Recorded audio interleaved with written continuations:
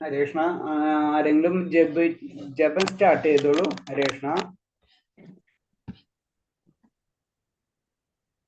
श्री कृष्ण चैतन्य श्री प्रभु नित्यानंद श्री अद्वैत गदाधर श्रीवासादि गौरभक्त वृंदा।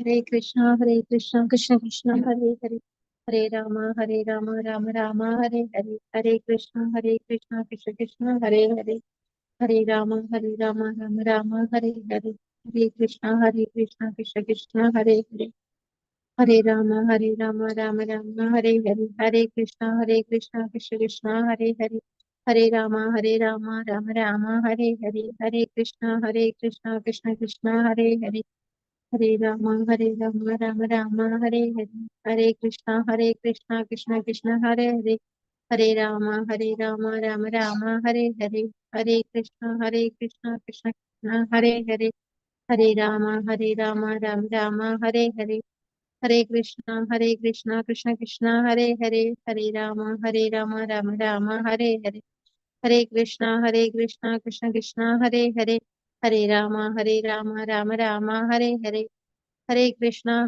कृष्ण कृष्ण हरे हरे, हरे राम राम राम हरे हरे, हरे कृष्ण कृष्ण कृष्ण हरे हरे, हरे राम राम राम हरे हरे, हरे कृष्ण कृष्ण कृष्ण हरे हरे, हरे राम राम राम हरे हरे, हरे कृष्ण कृष्ण कृष्ण हरे हरे, हरे राम राम राम हरे हरे, हरे कृष्ण कृष्ण कृष्ण हरे हरे, हरे राम राम राम हरे हरे, हरे कृष्ण कृष्ण कृष्ण हरे हरे, हरे राम राम राम हरे हरे, हरे कृष्ण कृष्ण कृष्ण हरे हरे, हरे राम राम राम हरे हरे, हरे कृष्ण कृष्ण कृष्ण हरे हरे, हरे राम राम राम हरे हरे, हरे कृष्ण कृष्ण कृष्ण हरे हरे, हरे राम राम राम हरे हरे, हरे कृष्ण कृष्ण कृष्ण हरे हरे, हरे राम राम राम हरे हरे, हरे कृष्ण कृष्ण कृष्ण हरे हरे, हरे राम राम राम हरे हरे, हरे कृष्ण कृष्ण कृष्ण हरे हरे, हरे राम राम राम हरे हरे, हरे कृष्ण कृष्ण कृष्ण हरे हरे, हरे राम राम राम हरे हरे, हरे कृष्ण कृष्ण कृष्ण हरे हरे, हरे राम राम राम हरे हरे, हरे कृष्ण कृष्ण कृष्ण हरे हरे, हरे राम राम राम हरे हरे, हरे कृष्ण कृष्ण कृष्ण हरे हरे, हरे राम राम राम हरे हरे, हरे कृष्ण कृष्ण कृष्ण हरे हरे, हरे राम राम राम हरे हरे, हरे कृष्ण कृष्ण कृष्ण हरे हरे, हरे राम राम राम हरे हरे, हरे कृष्ण कृष्ण कृष्ण हरे हरे, हरे राम राम राम हरे हरे, हरे कृष्ण कृष्ण कृष्ण हरे हरे, हरे राम राम राम हरे हरे, हरे कृष्ण कृष्ण कृष्ण हरे हरे, हरे राम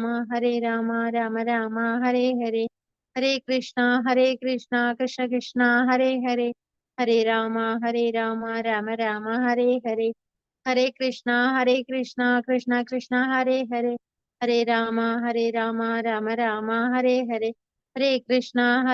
हरे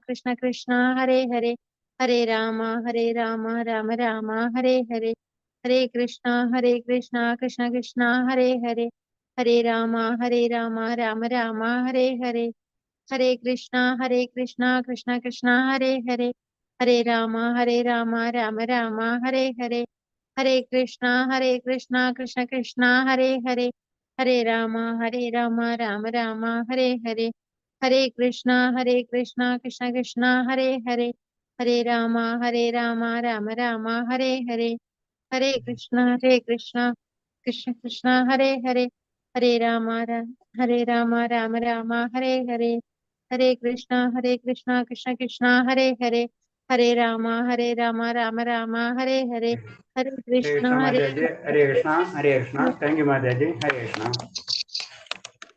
ഹരേ കൃഷ്ണ. എല്ലാവർക്കും പ്രണാമം. നമുക്ക് അപ്പോൾ ക്ലാസ്സിലേക്ക് കടക്കാം.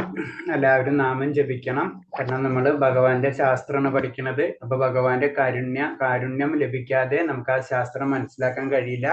അതാണ് നമ്മൾ ക്ലാസ് തുടങ്ങുന്നതിന് മുന്നേ നമ്മൾ നാമം ജപിക്കുന്നതും പ്രാർത്ഥന ചെല്ലുന്നതും. കാരണം നമ്മളെ ശാസ്ത്രം അതാണ് അല്ലെ. അപ്പൊ എല്ലാവരും അത് ചെയ്യാം. എല്ലാവരും 1 or 2 പ്രാവശ്യമെങ്കിലും നാമം ജപിക്കാൻ ശ്രമിക്കാം.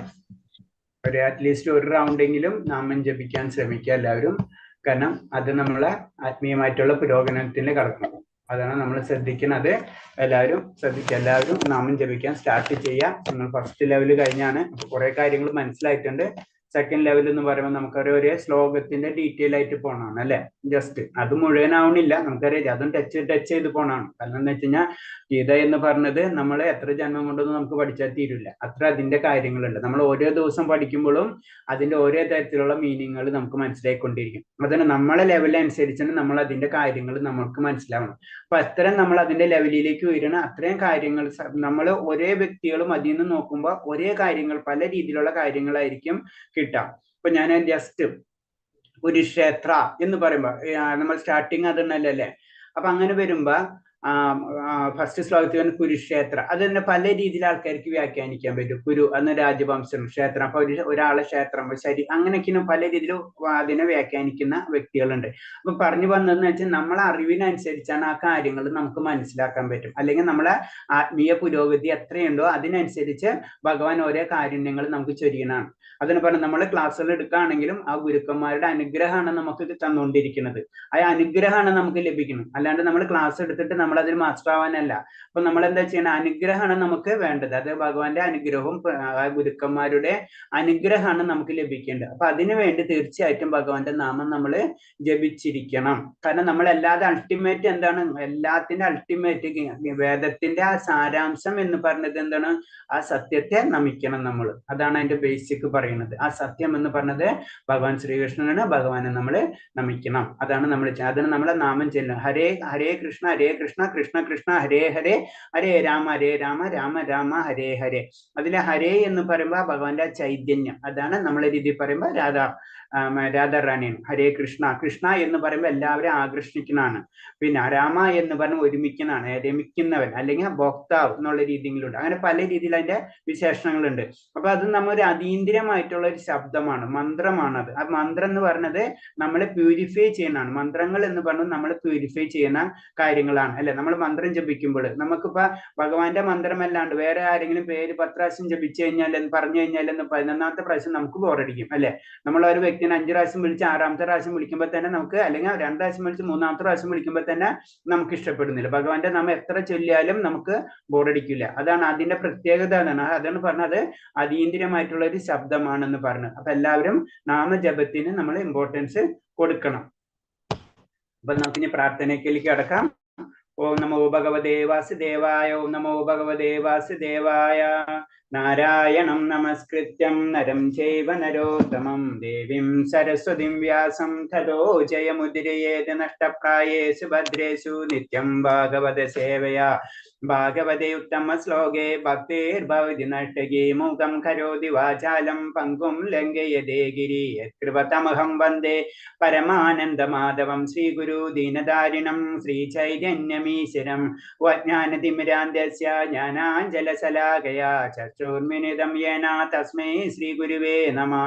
ശ്രീചൈതന്യം മനോഭീഷ്ടം സ്ഥാപിതം യേന ഭൂതലേ സ്വയം രൂപകഥാ മഹ്യം തദാദിസ്വഭാന്തികം വന്ദേഹം ശ്രീഗുരു ശ്രീയുതപദകമലം ശ്രീഗുരും വൈഷ്ണവാംശ ശ്രീരൂപം സാഗരജാതം സഹന രഘുനാഥാനിതം തം സജീവം സാദൈവം സാവധൂതം പരിജന സഹിതം കൃഷ്ണ ചൈതന്യ ദേവം ശ്രീരാധാ കൃഷ്ണപാദാൻ സഹന ലളിത ശ്രീ വിശാഖാനിം തം സാഹേ കൃഷ്ണ കരുണാ സിന്ധോ ദീനബന്ധോ ജഗത്പദേ ഗോപേശ ഗോപികാ കാന്ത രാധാ കാന്ത നമസ്തുതേ തപ്തകാഞ്ചന ഗൗരാംഗേ രാധേ വൃന്ദാവനേശ്വരി വൃഷഭാനുസുതേ ദേവി പ്രണമാമി ഹരിപ്രിയേ. വാഞ്ചാ കൽപതരൂപേച്ഛ കൃപാ സിന്ധിഭ്യേവ ച പതിനാം പാവനേഭ്യോ വൈഷ്ണവേഭ്യോ നമോ നമഃ. നമോ വിഷ്ണുപാദായ കൃഷ്ണപ്രേഷ്ഠായ ഭൂതലേ ശ്രീമദേ ഭക്തിവേദാന്ത സ്വാമിന്നിധി നാമിനേ. നമസ്തേ സാരസദേവേ ഗൗരവാണി പ്രചാരിണേ നിർവിശേഷ ശൂന്യവാദി പാശ്ചാത്യദേശധാരിണേ. ജയ ശ്രീകൃഷ്ണ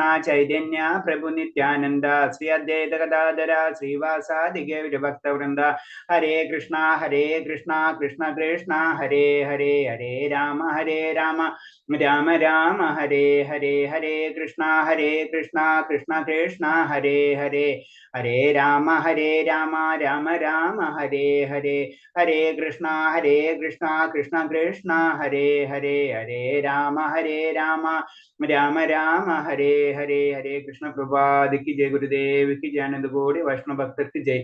ഹരേ കൃഷ്ണ. എല്ലാവർക്കും പ്രണാമം. നമ്മൾ ഇന്ന് ഹരേ കൃഷ്ണ. ഇന്ന് എത്രാമത്തെ ശ്ലോകം? 38 അല്ലേ ഇന്ന്?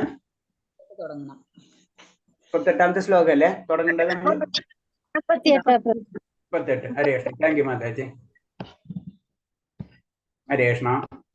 ഇപ്പൊ അല്ലെ കർമ്മയോഗാണ്, നമ്മൾ 3ാമത്തെ അധ്യായം കർമ്മയോഗാണ്. അതില് 38ാമത്തെ ശ്ലോകം പറയുന്നത് ധൂമേന പ്രിയദേവഗ്നിർയദോ ദർശമലേന ചായദോ ലപ്നേന മൃദോ ഗർഭഃ തദോ തേനാദമാവൃതം. പുക തീയിനെ എന്ന പോലെയും പൊടി കണ്ണാടിയെ എന്ന പോലെയും ഗർഭാശയം ഭ്രൂണത്തെന്ന പോലെയും ജീവാത്മാവിന് വ്യത്യസ്തമായ അളവുകളിൽ കാമം ആവരണം ചെയ്തിരിക്കുന്നു. അപ്പൊ എന്ന് പറയുന്നത് നമ്മളെ ജീവിതത്തില് പല രീതിയിലുള്ള, അതിന് വേറെ രീതി പറഞ്ഞു കഴിഞ്ഞാല് നമ്മളെ അവബോധം എന്ന് പറയുന്നത് പലർക്കും പല രീതി. ഇപ്പൊ ചിലവർക്ക് പെട്ടെന്ന് കൃഷ്ണാബോധത്തിലേക്ക് പെട്ടെന്ന് കടക്കാൻ കഴിയും, ചിലവർക്ക് പതുക്കെ കടക്കാൻ പറ്റുള്ളൂ. അതേപോലെ തന്നെ ഇപ്പൊ മനുഷ്യ ജന്മമാണെങ്കിൽ നമുക്ക് ഈസി ആയിട്ട് ഭഗവാൻ എന്താണെന്നും ഭഗവാന്റെ ശക്തി എന്താണെന്നും മനസ്സിലാക്കാനുള്ള കഴിവുണ്ട് അല്ലെ. പക്ഷെ ഒരു മൃഗത്തിനാണെങ്കിലോ അതിനെപ്പറ്റി ചിന്തിക്കാനുള്ള കഴിവില്ല. ഒരു മരമാണെങ്കിലോ അതിനെപ്പറ്റി ഒട്ടും ചിന്തിക്കാനുള്ള കഴിവ്. അതാണ് ആ 3 അവസ്ഥയുണ്ട് മനുഷ്യന്. അപ്പം അതിന് ഭ്രൂണം എന്ന് പറയുമ്പോൾ മരങ്ങളെ അവസ്ഥ, പിന്നെ അടുത്തെന്ന് പറഞ്ഞത് കണ്ണാടി എന്ന് പറയുമ്പോൾ ഓട്ടോമാറ്റിക് മൃഗങ്ങളുടെ അവസ്ഥ, അതേപോലെ തന്നെ പൊടി അതായത് പുക തീ എന്ന് പറയുമ്പോൾ മനുഷ്യന്റെ അവസ്ഥ. അപ്പൊ മനുഷ്യനാണ് പെട്ടെന്ന് ഈസി ആയിട്ട് ഭഗവത് സാക്ഷാത്കാരത്തിലേക്ക് എത്താൻ കഴിയുള്ളൂ. അതേപോലെ തന്നെ മനുഷ്യരിൽ തന്നെ ഇത് 3 നമുക്ക് കാണാൻ കഴിയും. അതാണ് മനസ്സിലാക്കേണ്ടത്.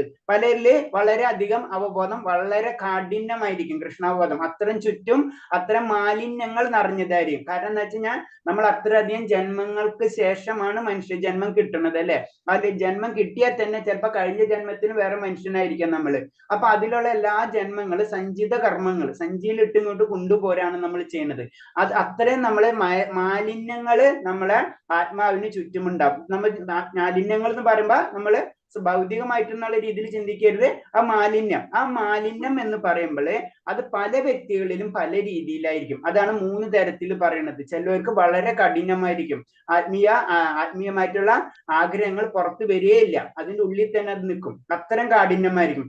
അതിനേലും ചിലർക്ക് കുറച്ചും കൂടെ കുറവായിരിക്കും, ചിലർക്ക് വളരെ കുറവായിരിക്കും, വളരെ നേർത്തതായിരിക്കും. അപ്പൊ അവർക്ക് എന്താണ് പെട്ടെന്ന് ആത്മസാക്ഷാത്കാരം അല്ലെങ്കിൽ ആത്മാവിനെ പരിശുദ്ധീകരിക്കാൻ കഴിയും. അതാണ് ഇതിൽ ജനറൽ ആയിട്ട് പറയുന്നത്. ജീവാത്മാവിന്റെ വിശുദ്ധ അവബോധത്തെ മൂടി വയ്ക്കുന്നതിന് 3 തരത്തിലുള്ള ആവരണമുണ്ട്. അപ്പൊ എന്താണ് 3 തരത്തിലാണ് പറഞ്ഞത്. നമ്മളെ ആത്മാവ് എടുത്തു കഴിഞ്ഞാൽ ആ ആത്മാവ് പ്യുവർ ആയിട്ടുള്ള വെള്ളത്തിലാണ് ഇരിക്കുന്നത് വെച്ചാൽ, അല്ലെങ്കിൽ അതിന്റെ ഒരു കവറിങ് ഉണ്ടെന്ന് വെച്ചാൽ, ആത്മാവിന്റെ ഒരു കവറിങ് ഉണ്ടെങ്കിൽ അത് 3 തരത്തിലാണെന്ന് പറഞ്ഞു. ഒന്നെന്ന് പറഞ്ഞത് ഇപ്പൊ പറഞ്ഞ പോലെ പുക തീ എന്ന പോലെയും, പിന്നെ അടുത്തെന്ന് പറഞ്ഞു കഴിഞ്ഞാൽ പൊടി കണ്ണാടി എന്ന പോലെയും, അടുത്തന്നെ ഗർഭാശയം ഭ്രൂണത്തെന്ന പോലെ. അപ്പൊ തീയുള്ളടത്ത് പുകയുണ്ടാവും അല്ലെ. അപ്പൊ വളരെ അതൊരു തമ്മിൽ വ്യത്യാസം കുറച്ചുള്ളൂ. പക്ഷെ പൊടി കണ്ണാടി എന്ന് പറഞ്ഞാൽ പൊടി നമ്മൾ തുടയ്ക്കണം, കണ്ണാടിന്ന് തുടച്ചു കഴിഞ്ഞാൽ അത് ക്ലീൻ ആവുള്ളൂ. അപ്പൊ കുറച്ചും കൂടെ ബുദ്ധിമുട്ടാണ്. ഗർഭാശയം ഭ്രൂണം എന്ന് പറയുമ്പോൾ എന്താണ് അത്രയും കട്ടിയാണ് അല്ലെ. അപ്പൊ അതിന് കടക്കാൻ വളരെ ബുദ്ധിമുട്ടായിരിക്കും. ഇതേപോലെ തന്നെ ആയിരിക്കും നമ്മളെ ഉള്ളിലുള്ള അവബോധം നിലനിൽക്കുന്ന പറയുന്നത്. അപ്പൊ അതിൽ നിന്ന് പുറത്ത് കടക്കണമെങ്കിൽ അപ്പൊ ഭ്രൂണം ലെവലിലാണെന്ന് വെച്ചാൽ അവർക്ക് കുറച്ചും കൂടെ കൂടുതൽ വർക്ക് ചെയ്യേണ്ടി വരും. ഇപ്പൊ നമ്മൾ ഇപ്പൊ തന്നെ ക്ലാസ്സിൽ ശ്രദ്ധിച്ചാൽ നാമം ജപിക്കാൻ പറഞ്ഞ് ചിലർ അത്ര ഇൻട്രസ്റ്റ് ആയിട്ട് ചെയ്യും, വളരെ ഭക്തിയോട് ചെയ്യും. ചിലർക്ക് അത് ഓക്കെ ഞാൻ കേട്ടുകൊണ്ടിരിക്കും, ചിലർ കേൾക്കാനായിരിക്കും താല്പര്യം ഉണ്ടാവില്ല, ചിലർ ക്ലാസ് വിട്ടുപോകും. അതൊക്കെയെന്ന് പറഞ്ഞത് ഇതൊക്കെയാണ് ഭഗവാൻ നേരിട്ട്, കാരണം നേരിട്ട് നമ്മളെ ക്യാരക്ടർ തന്നെ ഇതെന്തായിരിക്കും ഭഗവാൻ നേരിട്ട് തന്നെ നമ്മളോട് പറഞ്ഞു തരുന്നത്. അപ്പൊ നമുക്ക് അങ്ങനെ ഒരു ഭാഗ്യം കിട്ടിയിട്ടുണ്ടെങ്കിൽ നമ്മൾ അത് ഉപയോഗിച്ച് നമ്മൾ എന്താണ് ആത്മീയ സാക്ഷാത്കാരത്തിലേക്ക് നമ്മൾ കടക്കണം. ജീവന് ഭൗതികതത്തിന്റെ കെട്ടഴിഞ്ഞ് കിട്ടാൻ അവസരം നൽകുന്ന ഒന്നാണ് മനുഷ്യജന്മം. അപ്പൊ എന്തിനും ഭൗതികതയിൽ നിന്ന് നമുക്ക് രക്ഷപ്പെടാൻ വേണ്ടിയിട്ട് അപൂർവമായിട്ട് നമുക്ക് ലഭിക്കുന്നതാണ് ഈ മനുഷ്യജന്മം എന്ന് പറഞ്ഞത്. ഈ മനുഷ്യജന്മം നമ്മൾ അതിനു വേണ്ടി ഉപയോഗിക്കണം. അത് ഒറ്റയടിക്ക് നമ്മൾ ഉപയോഗിക്കണമെന്നും പറയുന്നില്ല അല്ലെ. നമ്മൾ പടിപടിയായിട്ടാണ് ചെയ്യുന്നത്. കാരണം എന്താണ് അതിന്റെ കാരണം എന്ന് വെച്ച് കഴിഞ്ഞാൽ നമ്മൾ അത്രയും ജന്മങ്ങളിലുള്ള മാലിന്യങ്ങളും കൊണ്ടുപോകണം. ഒറ്റയടിക്ക് നമുക്ക് അത്രയും കറ പിടിച്ച ഒരു പാത്രം എടുത്തു കഴിഞ്ഞാൽ പെട്ടെന്ന് നമുക്ക് 1 സെക്കൻഡ് കൊണ്ട് നമുക്ക് അതിനെ ക്ലീൻ ചെയ്യാൻ പറ്റില്ല. അതിനെ വളരെ സമയം പിടിച്ചിട്ട് വേണം ക്ലീൻ ചെയ്യണമെങ്കിൽ അല്ലെ. അതേപോലെ തന്നെയാണ് മനുഷ്യന്റെ സഞ്ചിത കർമ്മങ്ങൾ എന്ന് പറഞ്ഞു. ഒറ്റയടിക്ക് നമുക്ക് 1 സെക്കൻഡ് കൊണ്ടൊന്നും നമുക്ക് ക്ലീൻ ചെയ്യാൻ പറ്റില്ല. മനുഷ്യന് മികവറ്റ മാർഗദർശന സഹായത്താൽ കൃഷ്ണഭക്തി പരിശീലനം നേടാനാകുന്ന കാമമാകുന്ന ശത്രുവിനെ തോൽപ്പിക്കാൻ കഴിയും. അപ്പൊ നമുക്ക് എന്താണ് ഒരു മാർഗദർശിനി, ഒരു ഗുരുവിനെ നമുക്ക് ആവശ്യമുണ്ട്. ഗുരു എന്ന് പറയുമ്പോൾ ഭഗവാന്റെ പ്രതിനിധിയാണ്. അപ്പൊ ഗുരു ഭഗവാന് തുല്യമല്ല. അത് നമ്മൾ ഒരിക്കലും തെറ്റിദ്ധരിക്കരുത്. ഭഗവാനും ഗുരും തുല്യമാണ്, അല്ല. ഭഗവാൻ വേറെ, ഗുരു വേറെ. പക്ഷെ എന്താണ് ഭഗവാന്റെ തന്നെ പ്രതിനിധിയാണ്. അപ്പൊ ഭഗവാനെ പോലെ തന്നെ റെസ്പെക്ട് നമ്മൾ കൊടുക്കണം. അതിന്റെ അർത്ഥം എന്ന് വെച്ചാൽ രണ്ടുപേരും ഒന്നല്ല, അത് നമ്മൾ മനസ്സിലാക്കണം. കാരണം ആ സത്യം അറിഞ്ഞ വ്യക്തിയാണ് നമുക്ക് എങ്ങനെയാണ് ആത്മസാക്ഷാത്കാരത്തെ അല്ലെങ്കിൽ ആത്മീയ പരിശീലനം എങ്ങനെ നേടേണ്ടെന്നുള്ള കാര്യങ്ങൾ നമുക്ക് പറഞ്ഞു തരുന്നത്. അടുത്ത ശ്ലോകം. ആവൃതം ജ്ഞാനമേധേന ജ്ഞാനിനോ നിത്യവൈര്യണ കാമരൂപേണ കൗന്ദേയ ദുഷ്പുരേണ ഒരിക്കലും തൃപ്തിപ്പെടാത്തനാവാത്ത തീ പോലെ ആളിക്കത്തുന്നതും തന്റെ നിത്യശത്രുവായ കാമത്താൽ വിവേകശാലികളായ ജീവാത്മാക്കളുടെ വിശുദ്ധ അവബോധം ആവരണം ചെയ്യപ്പെട്ടിരിക്കുന്നു. അപ്പൊ നമ്മളെ കാമത്തെ പറ്റിയാണ് പറഞ്ഞിരിക്കുന്നത്, ഫോട്ടോഗ്രാഫി കാണിച്ചിരിക്കുന്ന പോലെ. ആ കാമം എന്ന് പറഞ്ഞത് നമ്മളെ ചുറ്റിലും ഇങ്ങനെ വന്നിരിക്കുകയാണ്. തീ പോലെ ആയിരിക്കുന്ന പറഞ്ഞു, തീ പോലെ ആളിക്കത്തുന്നു. അത്രയും കാമം അത്രയും നമുക്ക് പവർഫുൾ ആണ്. നമുക്കത് പെട്ടെന്ന് നിയന്ത്രിക്കാൻ കഴിയില്ല. അതാണ് കാമത്തെ വികാസശാലികളായ ജീവാത്മാവ് വിശുദ്ധ അവബോധത്തെ ആവരണം. അപ്പൊ വിശുദ്ധ അവബോധം ഉണ്ട്, നമ്മ ആത്മാവുണ്ട്, നമുക്കൊരു വിശുദ്ധ അവബോധമാണ് ഉള്ളത്. ആ അവബോധത്തെയാണ് ശരിക്കും ഈ കാമം ആവരണം ചെയ്തിരിക്കുന്നു പറഞ്ഞിരിക്കുന്നത്. അപ്പൊ അതിന് നമ്മൾ അതാണ് പറഞ്ഞത്, അത് നമ്മൾ പ്യൂരിഫൈ ചെയ്തുകൊണ്ടിരിക്കണം. അതാണ് നമ്മളെ ഡ്യൂട്ടി. ഇന്ദ്രിയ ഭോഗങ്ങൾ വർദ്ധിച്ചത് കൊണ്ട് കാമത്തെ ശമിപ്പിക്കാൻ കഴിയില്ല. അത് കത്തിക്കൊണ്ടിരിക്കുന്ന തീയിൽ വീണ്ടും വീണ്ടും എണ്ണ ഒഴിച്ച തീ കെടുത്താൻ പറ്റാത്തത് പോലെയാണ് നമ്മൾ ഇന്ദ്രിയങ്ങളെ. അതായത് നമുക്ക് ആഗ്രഹം, അതിന് സിമ്പിൾ ആയിട്ട് 1 കിട്ടിയാൽ 10 മതിയെന്ന്, 10 കിട്ടിയാൽ 100 മതിയെന്ന്, അതൊരൊറ്റ ഇത് നമ്മൾ ആലോചിച്ചാൽ മതി. അപ്പൊ അങ്ങനെ വരുമ്പോൾ എന്താണ്, ഒരിക്കലും നമുക്ക് നമ്മളെ ആഗ്രഹങ്ങൾ പൂർത്തീകരിച്ചിട്ട് നമുക്ക് ആത്മീയ സാക്ഷാത്കാരത്തിലേക്ക് കടക്കാൻ കഴിയില്ല. നമ്മൾ വിചാരിക്കും കുറച്ചും കൂടെ കാലം കൂടെ കഴിയട്ടെ, കുറച്ചും കൂടെ സാധാരണ ഇതിൽ കുറച്ചും കൂടെ ടൈം കഴിയട്ടെ, ഒന്ന് ഏജ്ഡ് ആകുമ്പോൾ ചെയ്യാം, അല്ലെങ്കിൽ വേറെ എന്തെങ്കിലും ഈ ഒരു പണി കഴിഞ്ഞിട്ട് ചെയ്യാം, അത് കഴിഞ്ഞിട്ട് ചെയ്യാം എന്നൊക്കെ ചിന്തിക്കാം. അങ്ങനെ ചിന്തിച്ചിട്ട് കാര്യമില്ല. ഇത് ചിന്ത മാത്രമേ ഉണ്ടാവുള്ളൂ. നമ്മൾ അവസാനം നമ്മളെ ചിന്ത തീരൂല. അപ്പൊ എപ്പോ ചാൻസ് കിട്ടിയാലും നമ്മളെ ഇമ്മീഡിയറ്റ് ആയിട്ട് നമ്മൾ ആത്മീയമായിട്ടുള്ള കാര്യങ്ങളിൽ നമ്മൾ സ്റ്റാർട്ട് ചെയ്തിരിക്കണം. ജീവനെ ഭൗതിക പ്രപഞ്ചത്തിൽ തളച്ചു നിർത്തുന്ന അജ്ഞാനത്തിന്റെ പ്രതീകമാണ് കാമം. ഈ ഭൗതിക പ്രകൃതിയിൽ നമ്മളെ തളച്ചെടുക്കുന്നതിന്റെ കാരണം എന്ന് പറഞ്ഞാൽ നമ്മുടെ ആഗ്രഹങ്ങളാണ്. അതെന്ന് പറഞ്ഞാൽ നമ്മളെ ആഗ്രഹം നിലനിൽക്കുന്നിടത്തോളം കാലം നമ്മ ഭൗതിക പ്രകൃതിയിൽ നിന്നേ പറ്റൂ. എന്നാ അത് എന്നാൽ നമുക്ക് മാത്രമേ ഭൗതിക ലോകത്തിൽ നമുക്ക് രക്ഷ നേടാൻ കഴിയുള്ളൂ. ഇന്ദ്രിയ സുഭോഗത്തിൽ ഒരാൾക്ക് സന്തോഷം ലഭിച്ചേക്കാം, എന്നാൽ ആ സന്തോഷം അയാളുടെ പരമശത്രുവാണ്. അപ്പൊ ചില ഇന്ദ്രിയങ്ങൾ നമുക്ക് പല കാര്യങ്ങൾ കാണുമ്പോൾ ചെറിയ സന്തോഷങ്ങളൊക്കെ നമുക്ക് ലഭിക്കും അല്ലെ. അപ്പൊ അതിൽ നിന്ന് മനസ്സിലാക്കണം അത് നമ്മുടെ ശത്രുവാണെന്നും. കാരണം എന്ന് വെച്ച് കഴിഞ്ഞാൽ വീണ്ടും അതിലേക്ക് നമ്മൾ പായും. പക്ഷെ വീണ്ടും പാഴുമ്പോൾ അൾട്ടിമേറ്റ് ആനന്ദത്തിലേക്കല്ല നമ്മൾ പോണത്, നമ്മൾ ശരിക്കും വഴിതെറ്റി പോവാണ് പറയണത്. അതാണ് പറയുന്നത്. വേറെ രീതി പറഞ്ഞു കഴിഞ്ഞാല് പറയില്ല, മരുഭൂമിയിലെ ജലം കാണുന്ന പോലെയാണ്. ആ പ്രതീക്ഷയാണ് അങ്ങോട്ട് പോയിക്കൊണ്ടിരിക്കണം. വീണ്ടും നമ്മൾ മരുഭൂമിയിലേക്ക് ഇങ്ങനെ പോയിക്കൊണ്ടിരിക്കുകയാണ് ചെയ്യണത്. അപ്പൊ നമ്മളത് നിയന്ത്രിക്കാനുള്ള കഴിവ് നമ്മൾ നേടിയിരിക്കണം.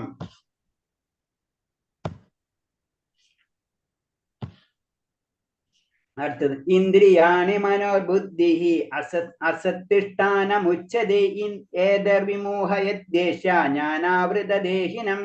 ഇന്ദ്രിയങ്ങൾ, മനസ്സ്, ബുദ്ധി എന്നിവയാണ് കാമത്തിന്റെ ഇരിപ്പിടങ്ങൾ. അവയിൽ കൂടി കാമം യഥാർത്ഥ ജ്ഞാനത്തെ ആവരണം ചെയ്ത് ജീവസത്തയെ മോഹിപ്പിക്കുന്നു. അപ്പൊ നമുക്ക് സംഭവിക്കുന്ന കാര്യമാണ് ഇങ്ങനെ പറയുന്നത്. കാരണം എന്ന് വെച്ച് കഴിഞ്ഞാൽ നമുക്ക് ആഗ്രഹങ്ങൾ ഉണ്ടാവും അല്ലെ. ആഗ്രഹങ്ങൾ, ഇന്ദ്രിയങ്ങൾ, മനസ്സ്, ബുദ്ധി എന്നിവയാണ് കാമത്തിന്റെ ഇരിപ്പിടങ്ങൾ. നമുക്ക് കാമം വരുന്ന സമയത്ത് നമ്മളൊരു വസ്തുവിനെ കണ്ടു. അപ്പൊ അത് കണ്ടു കഴിഞ്ഞാൽ അത് കാണുന്നത് എങ്ങനെയാണ്? ഇന്ദ്രിയങ്ങളിൽ കൂടെ. ആ ഇന്ദ്രിയങ്ങൾ കൂടെ കാണുമ്പോ അപ്പൊ മനസ്സും ബുദ്ധിയും അതിനനുസരിച്ച് വർക്ക് ചെയ്യാൻ തുടങ്ങും. അങ്ങനെ വർക്ക് ചെയ്യുമ്പോൾ നമുക്കത് നേടിയെടുക്കണം, അല്ലെങ്കിൽ വേണ്ടാന്ന് വെക്കണം, ഏതെങ്കിലും ഒന്നായാലും. അങ്ങനെ വരുമ്പോ അതിന് പറഞ്ഞ അത് ആ പുറമുള്ള വസ്തു അല്ലെങ്കിൽ ആഗ്രഹം അത് നമ്മളെ യഥാർത്ഥ ജ്ഞാനത്തെ, യഥാർത്ഥ ജ്ഞാനം എന്ന് പറഞ്ഞത് ഞാൻ ഈ ഭൗതിക പ്രകൃതിയിലുള്ള വസ്തുവല്ല, എനിക്ക് ഈ കാമത്തിന്റെ ആവശ്യമില്ല, ഞാൻ ആൾറെഡി പരമാനന്ദത്തിലാണ് എന്ന ചിന്താഗതി മാറുകയും ഇതാണ് സന്തോഷം എന്ന് നമ്മളെ തെറ്റിദ്ധരിപ്പിക്കുകയും ചെയ്യാണ് ചെയ്യുന്നത്. അതിന് സിമ്പിൾ ആയിട്ട് പറഞ്ഞു കഴിഞ്ഞാൽ നമ്മൾ ടി വിയിൽ പല അഡ്വർടൈസ്മെന്റുകൾ കാണും. കൊക്കക്കോളയുടെ അഡ്വർടൈസ്മെന്റ് നമുക്ക് കാണാം അല്ലെ, അത് കുടിച്ചു കഴിഞ്ഞാൽ നമ്മൾ ബൂസ്റ്റപ്പ് ചെയ്യാം അല്ലെ, നമ്മൾ അത് വാങ്ങിച്ചു കുടിക്കും. ഇത് തന്നെയാണ് ഭൗതിക പ്രകൃതി നമ്മളോട് ചെയ്യുന്നത്. ഇപ്പൊ നമ്മൾ അതേ രീതിയിൽ നമ്മൾ അങ്ങോട്ട് പോവാണ് ചെയ്യുന്നത്. അതിന് പറഞ്ഞത് ആത്മാവ് ഒന്നും ചെയ്യുന്നില്ല, പക്ഷെ എന്താണ് നമ്മളെ കൊണ്ട് അത് ചെയ്യിപ്പിക്കുകയാണ് ചെയ്യുന്നത്. അപ്പൊ ഇതിൽ ഫോട്ടോഗ്രാഫി കാണുന്നത് പോലെ നമ്മൾ അതിനൊരു കമ്പാരിസൺ ആണ് പറയുന്നത്.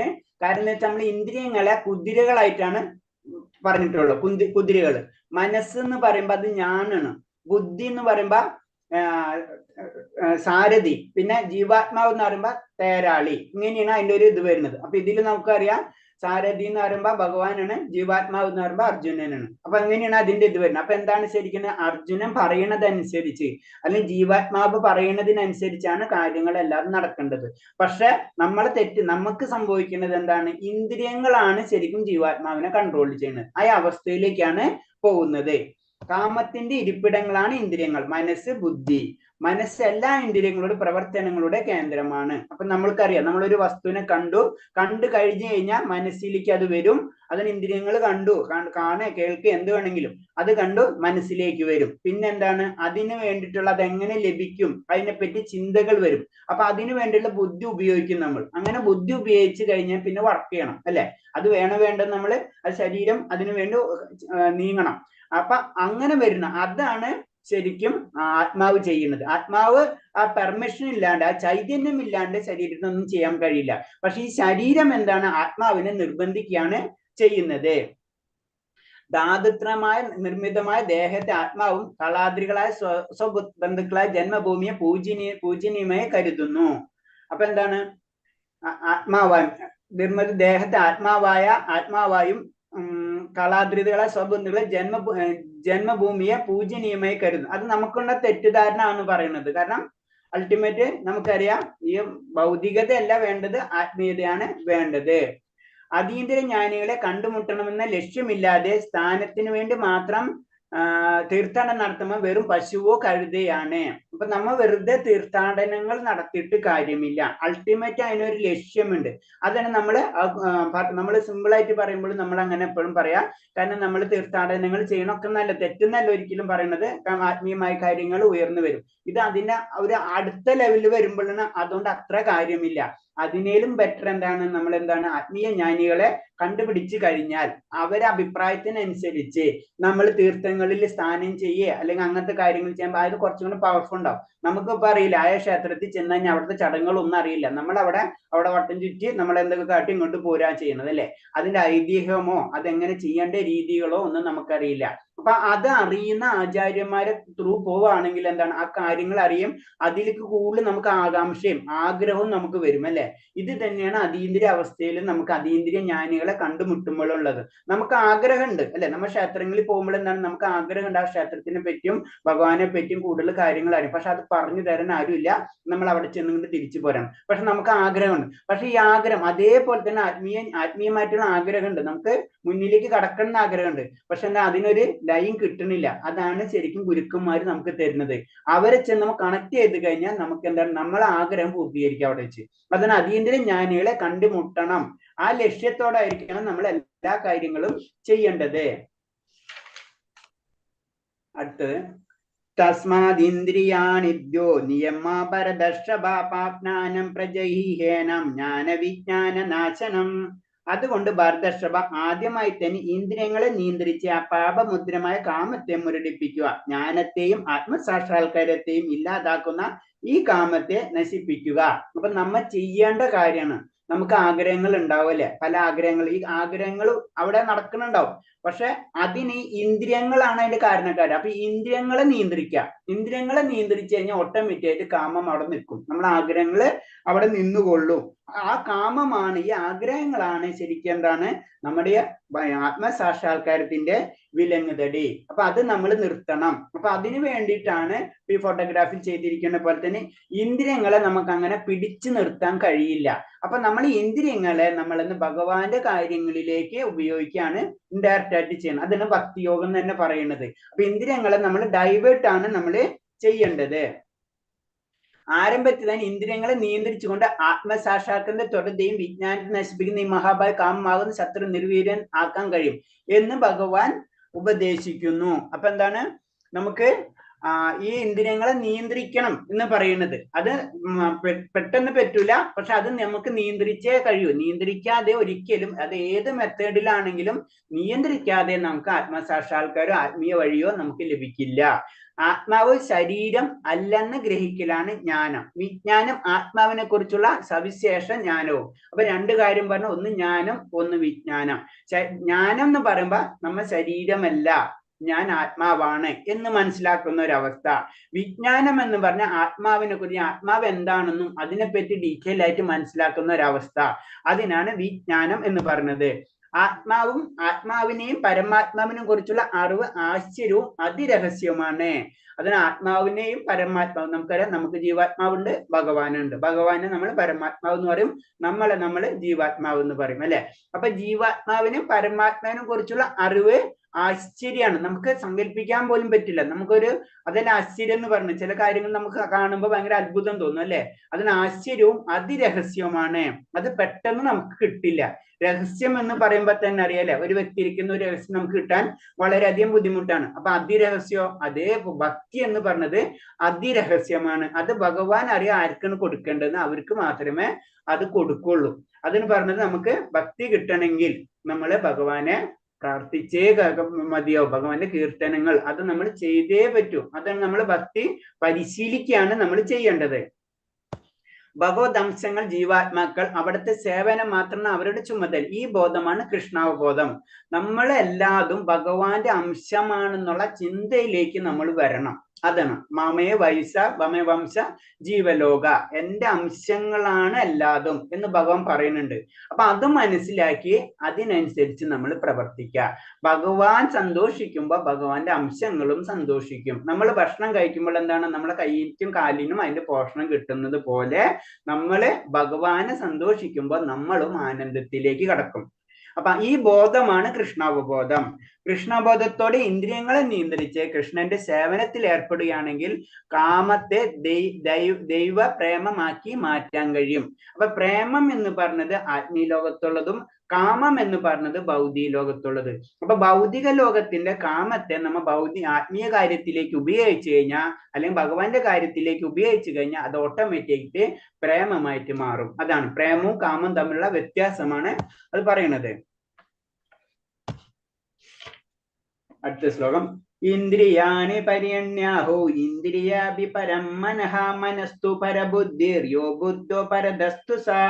ജഡപദാർത്ഥങ്ങൾക്കാൾ ഉത്കൃഷ്ടമാണ് കർമ്മേന്ദ്രിയങ്ങൾ. മനസ്സ് ഇന്ദ്രിയേക്കാൾ ശ്രേഷ്ഠമാണ്. ബുദ്ധി മനസ്സിനെയും കടന്നു നിൽക്കുന്നു. ആത്മാവ് ബുദ്ധിയേക്കാൾ ഉന്നതനാണ്. അപ്പൊ ആ ലെവലാണ് പറഞ്ഞത്. ഫസ്റ്റ് എന്താണ് ജഡപദാർത്ഥം, ഈ ശരീരം ഒക്കെ അതിനേലും ഉത്കൃഷ്ടമാണ് അല്ലെ. ശരീരത്തിന് നമ്മൾ ജഡപദാർത്ഥം നമ്മളെ ശരീരം ജനറൽ ആയിട്ട് പറയുമ്പോ അതിനേലും ഉത്കൃഷ്ടമാണ് കർമ്മേന്ദ്രിയം. നമ്മൾ ഇന്ദ്രിയങ്ങളെല്ലാതും കർമ്മേന്ദ്രിയങ്ങൾ. മനസ്സ് ഇന്ദ്രിയങ്ങളെക്കാൾ ശ്രേഷ്ഠമാണ്. അപ്പൊ അത് കഴിഞ്ഞിട്ടുള്ളതാണ് മനസ്സ് അല്ലെ. അപ്പൊ നമ്മളെ വേറെ രീതി പറഞ്ഞ സൂക്ഷ്മ ശരീരം, പഞ്ചഭൂത നിർമ്മിതമായിട്ടുള്ള സ്ഥൂല ശരീരം. ആ സ്ഥൂല ശരീരത്തിനേലും ബെറ്ററാണ് സൂക്ഷ്മ ശരീരം. ആ സൂക്ഷ്മ ശരീരത്തിൽ ഉള്ളിലാണ് മനസ്സ്, ബുദ്ധി, മിഥ്യാഹങ്കാരം. അത് ഭൗതികമാണെങ്കിലും നമുക്ക് മനസ്സിലാവുന്ന രീതിയിലുള്ളതല്ല. നമുക്ക് ശരീരം ഉണ്ടല്ലേ, നമുക്ക് കാണാൻ പറ്റും അല്ലെ. അത് പഞ്ചഭൂത നിർമ്മിതം, നമ്മുടെ ശരീരം കയ്യും കാലും ഒക്കെ നമുക്ക് മനസ്സിലാക്കാൻ പറ്റും. പക്ഷെ മനസ്സിൽ നമുക്ക് കാണാനോ അതിനെ ടച്ച് ചെയ്യാനോ നമുക്ക് കഴിയില്ല. പക്ഷെ അതും ഭൗതികത തന്നെയാണെന്ന് പറഞ്ഞത്. അപ്പൊ എന്താണ്, മനസ്സ് ഇന്ദ്രിയത്തിനേക്കാളും ബെറ്റർ, ശരീരത്തിനേക്കാളും ബെറ്ററാണ് കർമ്മേന്ദ്രിയങ്ങള്. കർമ്മേന്ദ്രിയേക്കാളും ബെറ്ററാണ് മനസ്സ്. പിന്നെ മനസ്സിനേക്കാളും ബെറ്റർ ആണ് ബുദ്ധി, ബുദ്ധിനേക്കാളും ബെറ്റർ ആണ് ശരിക്കും ആത്മാവ്. ഇങ്ങനെ ആ ലൈൻ കാണിക്കുന്നു. ഇതിൽ കാണിച്ചിരിക്കുന്ന പോലെ ശരീരം, ഇന്ദ്രിയങ്ങൾ, മനസ്സ്, ബുദ്ധി, ആത്മാവ്. ഇതാണ് ഗ്രാഫ് പറയുന്നത്. അപ്പൊ ശരീരത്തിൽ നിന്ന് ഒരേ കാര്യങ്ങൾ വരും, ലാസ്റ്റ് അത് ആത്മാവിലേക്ക് എത്താണ് ചെയ്യുന്നത്. അപ്പൊ ശരീരം നിശ്ചയിക്കുന്ന കാര്യങ്ങൾ ആത്മാവ് സമ്മതം മൂളിയാണ് ചെയ്യുന്നത്. ആത്മാവിന്റെ പെർമിഷൻ ഇല്ലാതെ ശരീരത്തിന് ഒന്നും ചെയ്യാൻ കഴിയില്ല. പക്ഷെ ശരീരം നിർബന്ധിക്കുകയാണ് ശരിക്കും നമ്മളെ കൊണ്ട് ഇങ്ങനത്തെ കാര്യങ്ങൾ ചെയ്യിക്കാൻ വേണ്ടി. അതിനൊരു എക്സാമ്പിൾ പെട്ടെന്ന് പറഞ്ഞാല്, നമ്മൾ സൂപ്പർ മാർക്കറ്റിൽ പോകുമ്പോൾ നമ്മളെ കൂടെ ഒരു ചെറിയ കുട്ടി ഉണ്ടെങ്കിൽ എന്താ സംഭവിക്കുക? ആ കുട്ടി അതും വേണമെന്ന് പറയും, ആ കുട്ടി നമ്മളെ നിർബന്ധിക്കും, നമ്മൾ ആ സാധനം വാങ്ങിച്ചു കൊടുക്കും, അല്ലെ? നമുക്ക് ഇഷ്ടമുണ്ടാവില്ല. ഇത് തന്നെയാണ് ആത്മാവിന്റെ പൊസിഷൻ. അതാണ് അത് പറയുന്നത്. കാമത്തിനെ പ്രവർത്തിക്കാനുള്ള തുറകളാണ് ഇന്ദ്രിയങ്ങൾ. നമ്മളെ ആഗ്രഹങ്ങൾ എന്തൊക്കെയാണ് അതിനനുസരിച്ച് അത് പ്രവർത്തിക്കണം, അതിനു വേണ്ടിയിട്ടുള്ളതാണ് ഇന്ദ്രിയങ്ങൾ. കൃഷ്ണബോധം ഉള്ളിടത്ത് ഈ തുറകൾ നിരുപയോഗമാകുന്നു. കാരണം എന്ന് വെച്ച് കഴിഞ്ഞാൽ ഭഗവാന്റെ ഇത് വരുമ്പോൾ എന്താണ് അതിന് പറഞ്ഞിട്ട് തന്നെ അതിന് ഒരു ഇത് പറയുന്നത്, ഒരു കമ്പാരിസൺ പറയുന്നത്, വിഷപ്പാമ്പുകളോടാണ് ഇന്ദ്രിയങ്ങളെ നിയന്ത്രിക്കുക. പക്ഷെ വിഷപ്പാമ്പിന്റെ പല്ലെടുത്ത് കളഞ്ഞു കഴിഞ്ഞാലോ, അതാണ് കൃഷ്ണാവബോധം എന്ന് പറയുന്നത്. നമ്മളെ അതായത് വിഷപ്പാമ്പുകളെ പല്ലെടുത്ത് കളയുക, അപ്പൊ വിഷം പോയി. അതാണ് അങ്ങനെ. അപ്പൊ അങ്ങനത്തെ ലെവലിലാണ് നമ്മൾ ചെയ്യുന്നത്. അതാണ് കൃഷ്ണാവബോധം എന്ന് പറഞ്ഞാൽ വിഷപ്പാമ്പിന്റെ കല്ല്. ആ ഇന്ദ്രിയങ്ങളെ പവർ കുറയ്ക്കുകയാണ് നമ്മൾ ചെയ്യുന്നത്. ആത്മാവിനെ ഭഗവാനുമായി നേരിട്ട് സമ്പർക്കത്തിൽ പുലർത്തുമ്പോൾ അതിന്റെ നിയന്ത്രണത്തിനുള്ള ബുദ്ധി, മനസ്സ്, ഇന്ദ്രിയങ്ങൾ എല്ലാം സ്വാഭാവികമായി ഭഗവാനിൽ തന്നെ വ്യാപരിക്കും. അപ്പൊ ആത്മാവ് നമുക്ക് നമ്മുടെ ലക്ഷ്യം ഭഗവാനാണെന്ന് മനസ്സിലാക്കി അതിനനുസരിച്ച് പ്രവർത്തിക്കുമ്പോൾ ഓട്ടോമാറ്റിക്കായിട്ട് ഈ മനസ്സും ബുദ്ധിയും മിഥ്യാഹങ്കാരം ഇതൊക്കെ ഓട്ടോമാറ്റിക്കായിട്ട് ശുദ്ധീകരിക്കപ്പെടും. നമ്മൾ അതിന് സ്പെഷ്യലായിട്ട് ഒന്നും ചെയ്യേണ്ട ആവശ്യമില്ല. അതാണ് നമ്മള് ഭക്തിയുത സേവനത്തിന് ഇമ്പോർട്ടൻസ് ഉണ്ട്. ആത്മീയത കൂടുമ്പോ ഭൗതികത കുറയും. ഭൗതിക സ്പെഷ്യലായിട്ട് നമ്മൾ കുറയ്ക്കേണ്ട ആവശ്യമില്ല, അത് തന്നെത്താനെ കുറഞ്ഞു പോയിക്കോളും. ആത്മാവിന്റെ മൂല്യസ്വരൂപത്തെ കുറിച്ച് നേരിട്ട് മനസ്സിലാക്കിയാണ് മുഴുവൻ പ്രശ്നത്തിന്റെ പരിഹാര മാർഗം. നമ്മൾ എവിടെന്നാ വന്നത്, അല്ലെ? നമ്മൾ ആത്മീയതയിലേക്ക് കടക്കുന്നതിന് മുന്നേ നമുക്ക് പല ക്വസ്റ്റ്യൻസ് വരും നമ്മളുടെ ഉള്ളിൽ. ഞാൻ എന്താണ്? എൻ്റെ ശരീരം എന്താണ്? എൻ്റെ ജന്മത്തിന്റെ ഉദ്ദേശം എന്താണ്? ഞാൻ എവിടെ നിന്ന് വന്നു? എന്തിനു പോണു? ഈ ജന്മം എന്തിനാണ്? ഇങ്ങനത്തെയുള്ള പല കാര്യങ്ങൾ വരുമ്പോഴാണ് നമ്മൾ അന്വേഷിക്കാൻ തുടങ്ങുന്നത്. അതാണ് അപ്പോഴാണ് നമുക്ക് ആത്മാവുണ്ടെന്ന് ആത്മാവിനൊരു മൂല സ്വരൂപമുണ്ട്. അത് നമ്മൾ മനസ്സിലാവും. ഒരു സ്വരൂപമുണ്ട് നമുക്ക്. കാരണം ഭഗവാന്റെ അംശമാണെങ്കിൽ, ഭഗവാൻ ഒരു രൂപം ഉണ്ടെങ്കിൽ നമുക്കും ഒരു രൂപം ഉണ്ടായിരിക്കും. അതാണ് മൂലസ്വരൂപമുണ്ട്. ആ മൂലസ്വരൂപം എന്താണെന്ന് മനസ്സിലാക്കി കഴിഞ്ഞാൽ നമ്മുടെ എല്ലാത്തിനും പ്രശ്നത്തിന് പരിഹാരമായി. ഭഗവാന് സ്വയം സമർപ്പിതനായി ബുദ്ധി കൊണ്ട് മനസ്സിനെ കൃഷ്ണബോധത്തിൽ ഉറപ്പിച്ചാൽ ആ മനസ്സ് കുറ്റമറ്റതായിരിക്കും. ഇന്ദ്രിയങ്ങൾക്ക് എത്രമാത്രം ശക്തി ഉണ്ടെങ്കിലും ശരി, അവ വിഷപ്പല്ല് നഷ്ടപ്പെട്ട പാമ്പുകളെ പോലെ നിർവീര്യങ്ങളായി പോകും. അപ്പൊ അതിന് ചെയ്യണം. നമ്മളോട് ഭഗവാനുള്ള എത്ര സമർപ്പണം, അതിനനുസരിച്ചായിരിക്കും നമ്മളെ ഇന്ദ്രിയങ്ങളായിട്ടുള്ള തൃപ്തി കുറഞ്ഞുകൊണ്ടിരിക്കുക. എത്ര ആത്മീയയിലേക്ക് കടക്കുന്നുവോ അത്ര ഭൗതികമായിട്ടുള്ള ക്ലേശങ്ങൾ നമ്മളൊക്കെന്ന് കുറഞ്ഞു വരും. അപ്പൊ നമ്മൾ മനസ്സിലാക്കുക, ക്ലേശങ്ങൾ ചിലപ്പോൾ അവിടെ തന്നെ ഉണ്ടാവും, പക്ഷെ നമുക്ക് അത് ഫീൽ ചെയ്യാൻ തുടങ്ങില്ല. അതാണ് പ്രത്യേക. നമ്മള് സാധാരണ രീതിയിൽ അറിയാലോ, അപ്പൊ വളരെ ആത്മീയമായിട്ട് കുറച്ചും കൂടി ഉയർന്ന വ്യക്തികൾ, അവര് മറ്റുള്ളവർ എത്ര ബഹളം ഉണ്ടായിരിക്കാലും അവരത് ചിന്തിക്കില്ല. അല്ല, നമ്മളാണ് സാധാരണ രീതിയിൽ നമ്മൾ ഒരാൾ 2 പ്രാവശ്യം വർത്താനം പറഞ്ഞ് 3-ാമത്തെ പ്രാവശ്യം നമ്മൾ സംസാരിക്കാൻ തുടങ്ങും. അതാണ് നമ്മൾ സാധാരണ രീതിയിൽ ജനറൽ ആയിട്ടുള്ള ഒരു കാര്യം, അല്ലെ? അപ്പൊ അതാണ് പറഞ്ഞത്, നമ്മൾ ഭഗവാനിലേക്ക് സമർപ്പണം കൂടുമ്പോൾ ഭൗതികമായിട്ടുള്ള കാര്യങ്ങള് നമ്മൾ ശ്രദ്ധിക്കാതെ വരും. അത് നമ്മളെ അഫക്റ്റ് ചെയ്യില്ല. അതാണ് വിഷപ്പല്ലുകൾ പോലെ, പാമ്പുകളെ പോലെ നിർവീര്യമായി മാറും. അല്ലെങ്കിൽ നമ്മളെ ആക്ഷൻ സ്റ്റാർട്ട് ചെയ്യും. അപ്പൊ അത് കുറയ്ക്കാൻ നമുക്ക് കഴിയും. അതാണ് നമ്മളെ സാത്വിക ഗുണം നമ്മൾ വളർത്തിയെടുക്കണം എന്ന് പറഞ്ഞത്. ഓട്ടോമാറ്റിക് ആയിട്ട് ആത്മീയത, ഭഗവാന്റെ കാര്യങ്ങളൊക്കെ ചെയ്യുമ്പോൾ ഓട്ടോമാറ്റിക് ആയിട്ട് നമ്മളെ സാത്വിക ഗുണം പതുക്കെ നമ്മളിൽ വളർന്നു വരും. ഏവം ബുദ്ധോ പരം ബുദ്ധോ സംസ്തഭ്യാത്മമാത്മനാ ജഹി ശത്രും മഹാബാഹോ കാമരൂപ ദുരാസദം. മഹാബാഹോ ഭൗതികമായ ഇന്ദ്രിയങ്ങൾക്കും മനസ്സിനെയും ബുദ്ധിക്ക് അതീതനാണ് താനെന്നറിഞ്ഞിട്ട് ദൃഢനിശ്ചയത്തോടുള്ള ആത്മീയ ബുദ്ധിയും കൃഷ്ണാവബോധം ആത്മീയ ശക്തിയും കൊണ്ട് മനസ്സിനുറപ്പിച്ച അദമന്യായ കാമമെന്ന ശത്രുവിനെ കീഴടക്കുക. അപ്പൊ ഞാൻ എന്താണെന്ന് എനിക്ക് മനസ്സിലായി കഴിഞ്ഞാൽ അതിനനുസരിച്ച് പ്രവർത്തിക്കുക. ബേസിക് ആയിട്ട് ഞാൻ ആത്മാവാണെന്നും ഈ ഭൗതികമായിട്ട് എനിക്ക് ബന്ധമില്ല എന്നും നമുക്കൊരവസ്ഥയിലേക്ക് എത്തിക്കഴിഞ്ഞാൽ നമ്മൾ അതിനനുസരിച്ച് പ്രവർത്തിക്കുക. നിരാകാരമായ ശൂന്യത്തെ അത്യന്തിക ലക്ഷ്യമാക്കി കരുതരുത്. അതായത് പറയുന്നത് ജനറല് നമ്മൾ ഒരു ശൂന്യം എന്നുള്ള ലെവലിലേക്ക് നമ്മൾ ചിന്തിക്കരുത്. അവിടെ ഭഗവാൻ ഉണ്ട്, ഒരു വ്യക്തിഗത രൂപത്തെയാണ് നമ്മൾ ആരാധിക്കുന്നത്. സച്ചിദാനന്ദ വിഗ്രഹ, വിഗ്രഹ എന്ന് പറഞ്ഞ അവിടെ ഒരു രൂപമായി അല്ലെ, ഒരു രൂപം, വിഗ്രഹം എന്ന് പറഞ്ഞ ഒരു രൂപത്തെയാണ് അവിടെ കാണിക്കുന്നത്. അപ്പൊ അവിടെ ആ രൂപം എന്ന് പറഞ്ഞത് എന്താണ്? സത്വം, അതായത് ശാശ്വതവും ആനന്ദവും ആണല്ലേ, ആനന്ദവും ജ്ഞാനവും. ആ രൂപത്തിലേക്കാണ് നമ്മൾ ആകൃഷ്ടരാവേണ്ടത്. അതായിരിക്കണം നമ്മുടെ ലക്ഷ്യം. അങ്ങനെ ആയിരിക്കണം നമ്മള് പ്രവർത്തിക്കേണ്ടത്. താൻ എന്നേക്കും ഭഗവാന്റെ സേവകനാണെന്ന് അറിഞ്ഞുകൊണ്ട് കൃഷ്ണബോധത്തിൽ എത്തണം. സേവകൻ എന്ന് പറയുമ്പോ നമ്മള് ഭഗവാനിലേക്ക് കണക്ട് ചെയ്യുമ്പോഴോ നമുക്ക് ആനന്ദം ലഭിക്കുകയുള്ളൂ. അതാണ് സേവനം കൊണ്ട് ഉദ്ദേശിച്ചത്. ചിലപ്പോ നമ്മള് ഞാൻ എന്തിനാണ് ഭഗവാന്റെ സേവനം, അതല്ല മീനിങ്. അതിന് സിമ്പിൾ നമ്മളെ ലോജിക്ക് ഞാൻ പറഞ്ഞത്. കാരണം എന്ന് വെച്ച് കഴിഞ്ഞാൽ ഒരു കമ്പനിയിൽ ഓണർ സന്തോഷിക്കുമ്പോൾ നമ്മൾ സന്തോഷിക്കും, മനസ്സിലായ? അപ്പൊ ആ ഓണറെ സന്തോഷിപ്പിക്കുക എന്നുള്ളത് നമ്മളെ ഡ്യൂട്ടിയാണ്. അത് തന്നെയാണ് ഭഗവാന്റെ കൺട്രോളിലാണ് നമ്മളെല്ലാതും. അപ്പൊ അത് നമ്മളെ മൂലബന്ധമാണത്. നമ്മളെ വീട്ടിൽ ഇപ്പൊ അമ്മ നമുക്ക് ഭക്ഷണങ്ങൾ തരും അല്ലെ, അപ്പൊ എന്താണ് നമ്മൾ സന്തോഷിക്കുമ്പോ അമ്മ സന്തോഷിക്കുകയാണ്. അതുപോലെ അപ്പൊ നമ്മൾ അങ്ങനെ ചിന്തിച്ചാൽ മതി. അപ്പൊ പെട്ടെന്ന് ആ കൺസെപ്റ്റ് നമുക്ക് മനസ്സിലാവും. ബദ്ധനായ ആത്മാവിന്റെ ഏറ്റവും വലിയ ശത്രു ഇന്ദ്രിയ സുഖത്തിനും അധീനസ്യത്തിലുമുള്ള ആഗ്രഹമാണ്. അപ്പൊ ഏറ്റവും വലിയ ശത്രു, നമ്മുടെ ഏറ്റവും വലിയ ശത്രു എന്ന് പറഞ്ഞാൽ ഇന്ദ്രിയ സുഖവും, പിന്നെ എല്ലാതും എനിക്ക് കീഴടക്കണം, എത്ര കിട്ടിയാലും നമുക്ക് വരില്ല. അപ്പൊ അയാണ് എല്ലാതും. അത് നമ്മൾ പറയും നമ്മളെന്നല്ല, ഒരു ഉറുമ്പിനെടുത്ത് നോക്കിക്കഴിഞ്ഞാലും ഉറുമ്പിന്റെ ചിന്താഗതിയാണ് ഈ ലോകം ഭരിക്കുന്നത് ഞാനാണെന്നുള്ള ചിന്താഗതി ആയിരിക്കും. അതാണ് പറഞ്ഞത്. അതിന് ഭൗതിക പ്രകൃതിയുടെ പ്രത്യേകത എന്ന് പറഞ്ഞാൽ അതിലെല്ലാ ജീവാത്മാക്കളും ചിന്താഗതി എന്ന് പറഞ്ഞു കഴിഞ്ഞാൽ ഈ ലോകം സൃഷ്ടിക്കപ്പെട്ടിട്ടുള്ളത് എനിക്കാണ്, എല്ലാവരും എന്റെ അടുത്ത് എനിക്ക് വേണ്ടിയിട്ടുള്ളതാണ് എന്നൊരു ചിന്താഗതി ഉണ്ടായിരിക്കും. അതേപോലെ തന്നെ ഈ ലോകം സൃഷ്ടിച്ചിട്ടുള്ളത് എനിക്ക് സന്തോഷിക്കാൻ വേണ്ടിയിട്ടുള്ളതാണ്. അതാണ് ഒരു ബദ്ധനായ ആത്മാവിന്റെ പ്രശ്നം. അത് നമ്മൾ മനസ്സിലാക്കണം. ക്രമേണ കൃഷ്ണബോധം വളർത്തെടുക്കുന്നതുകൊണ്ട് ഉറച്ച ബുദ്ധിയെ തന്റെ വിശുദ്ധമായ ആത്മസാക്ഷാത്കാരത്തിലേക്ക്, ആത്മസത്തയിലേക്ക് നരിച്ച് ഇന്ദ്രിയങ്ങൾക്കും മനസ്സിന് വശപ്പെടാത്ത ഔദ്യോഗികമായ അവസ്ഥയിലെത്താം. അപ്പൊ നമ്മള് ഭഗവാനിലുള്ള വിശ്വാസം വളർത്തിയെടുക്കുന്നതോടുകൂടി നമ്മൾ എന്താണ് ആത്മസത്ത, നമുക്ക് ഒരു ആത്മസത്യ ഉണ്ട് അല്ലെ, നമ്മൾ ആത്മാവ് എന്നുള്ള ആയ സത്യം നമ്മൾ മനസ്സിലാക്കുകയും ആ സത്ത്, ആ ശക്തി, ആ ചൈതന്യം അതിലേക്ക് നമ്മൾ തിരിച്ചു വരികയും ചെയ്യും. അങ്ങനെ വരുമ്പോൾ നമ്മൾ ഓട്ടോമാറ്റിക്കായിട്ട് ഭൗതികയിൽ നിന്ന് വിടുകയും നമ്മൾ ആത്മീയതയിൽ അല്ലെങ്കിൽ ഭഗവാന്റെ ലോകത്തിലേക്ക് കടക്കുകയും ചെയ്യും. ഹരേ കൃഷ്ണ. ഈ അധ്യായം കഴിഞ്ഞു. അപ്പൊ ഈ അധ്യായത്തിന്റെ ക്വസ്റ്റ്യൻ ഞാൻ ഇന്നിടാം.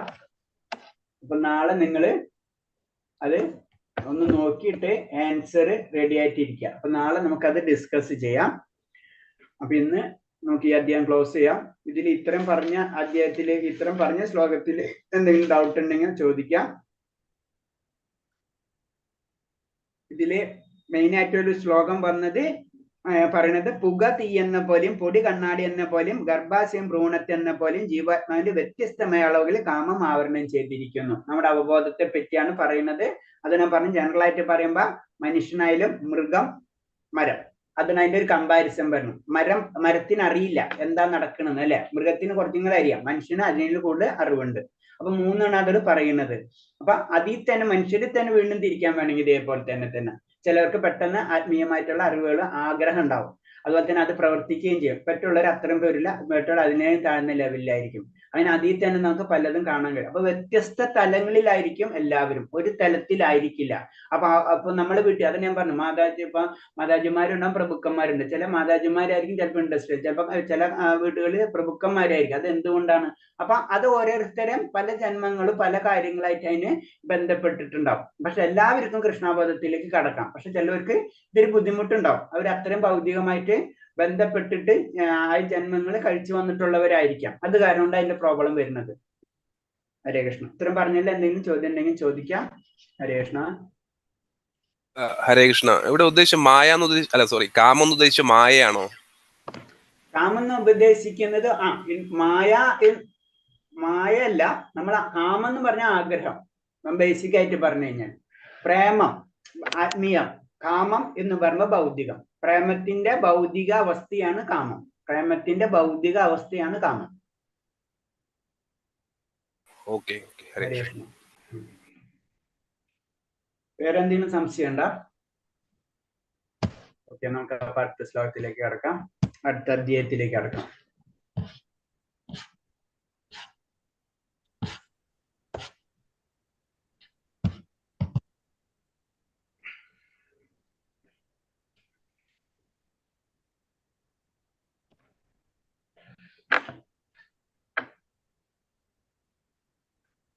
ഹരേ കൃഷ്ണ.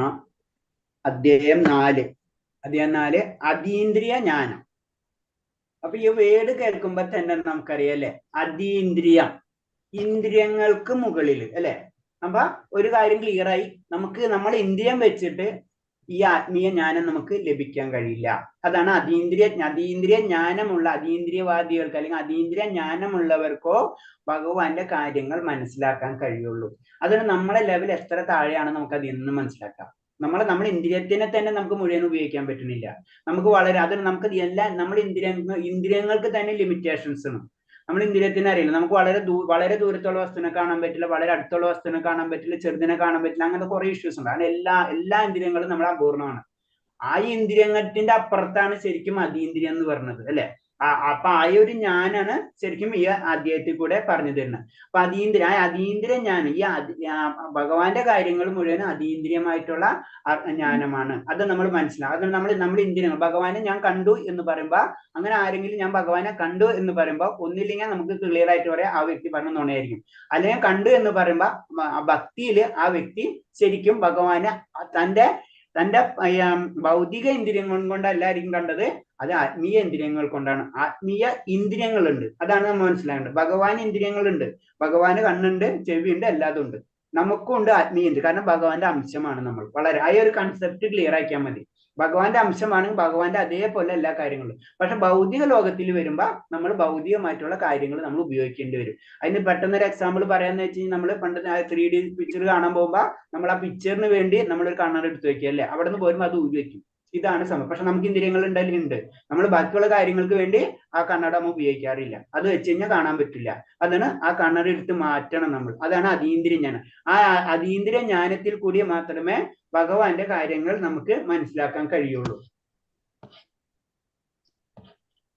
അതിൽ ആദ്യത്തെ ശ്ലോകം പറയുന്നത് ശ്രീ ഭഗവാനുവാച ഇമം പ്രോക്തവാനഹം അവ്യയം വിവസാൻ മനവേ പ്രോഹ മനുഷ്യരിഷാഗവേ അബ്രവീത്. ഭഗവാൻ ശ്രീകൃഷ്ണൻ പറഞ്ഞു, സനാതനായ ഈ യോഗത്തെ പണ്ട് ഞാൻ സൂര്യദേവനായ വിവസാൻ ഉപദേശിച്ചു. വിവസാൻ മനുഷ്യവംശ പിതാവായ മനുവിനും ഇഷാഗുവിനും ഉപദേശിച്ചു. അപ്പൊ ഇത് പറയണെന്ന് വെച്ച് കഴിഞ്ഞാൽ, ഗീത നമ്മള് അർജുനനെ ഉപദേശിക്കുന്നതിന് മുന്നേ, വളരെ കാലം മുന്നേ തന്നെ ഞാൻ ഉപദേശിച്ച കാര്യങ്ങളാണ്. അപ്പൊ നമ്മള് സാധാരണ രീതിയിൽ ചിന്തിക്കുക, നമ്മളിപ്പോ ജനറൽ ആയിട്ട് ചിന്തിക്കുക 5000 വർഷം കൊണ്ട് മഹാഭാരതം വന്നത് ആ സമയത്ത് ഭഗവാൻ ഉപദേശിച്ചു. അതല്ല, ഭഗവാൻ ഈ ശ്ലോകത്തിൽ കൂടെ തന്നെ പറഞ്ഞത് ഞാൻ വളരെ കാലം മുന്നേ തന്നെ ഞാനിത് ഉപദേശിച്ചിട്ടുണ്ട് എന്ന് പറയുന്നത്.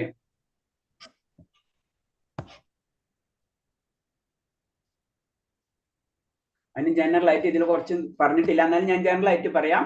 അതായത് നമ്മൾ പറയുമ്പോൾ നമുക്ക് 4 യുഗങ്ങൾ ഉണ്ടെന്ന് അറിയാലോ അല്ലെ. അപ്പൊ ഇത് വിവസാൻ എന്ന് പറയുമ്പോ ശരിക്കും വളരെ മുന്നത്തെ, അതായത് ത്രേതായുഗം, ആ ലെവലിലുള്ള സമയത്താണ് ഇത് പറയുന്നത്. അപ്പൊ അതിൽ പറയുമ്പോ ജസ്റ്റ് നമ്മൾ 4 യുഗങ്ങൾ ഉണ്ടെന്ന് അറിയാം. അതിൽ നമുക്ക് ഇപ്പൊ വരുന്നത് കലിയുഗം അല്ലെ. കലിയുഗത്തിന് മുന്നേ ദ്വാപരയുഗം, അതിന് മുന്നേ ത്രേതായുഗം, ത്രേതായുഗത്തിന് മുന്നേ ത്രേതായുഗത്തിന് മുന്നേ സത്യയുഗം, അല്ലെങ്കിൽ സത്യയുഗം, അല്ലെങ്കിൽ എന്താ വേറൊരു പേരുണ്ടല്ലോ, ഹൃദയുഗം.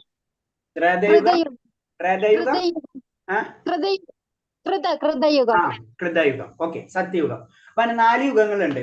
അപ്പൊ 4 യുഗത്തില് നമ്മൾ കലിയുഗത്തിന്റെ ഒരു ദൈർഘ്യം എടുക്കണമെങ്കിൽ 4,32,000 വർഷമാണ്. നമ്മളെ രീതിയിൽ പറയുമ്പോൾ 4,32,000 വർഷമാണ് കലിയുഗം. അതിൽ 5000 വർഷം കഴിഞ്ഞിട്ടുള്ളൂ നമ്മളെ കണക്കനുസരിച്ച് അല്ലെ. 5000 വർഷം കഴിഞ്ഞിട്ടുള്ളൂ. കലിയുഗം എപ്പോഴും സ്റ്റാർട്ട് ചെയ്ത് ദ്വാപരയുഗം കഴിഞ്ഞിട്ട്, അതായത് ഭഗവാൻ സ്വയം ധാമത്തിലേക്ക് പോയതിനു ശേഷമാണ് ശരിക്കും കലിയുഗം സ്റ്റാർട്ട് ആവുന്നത്.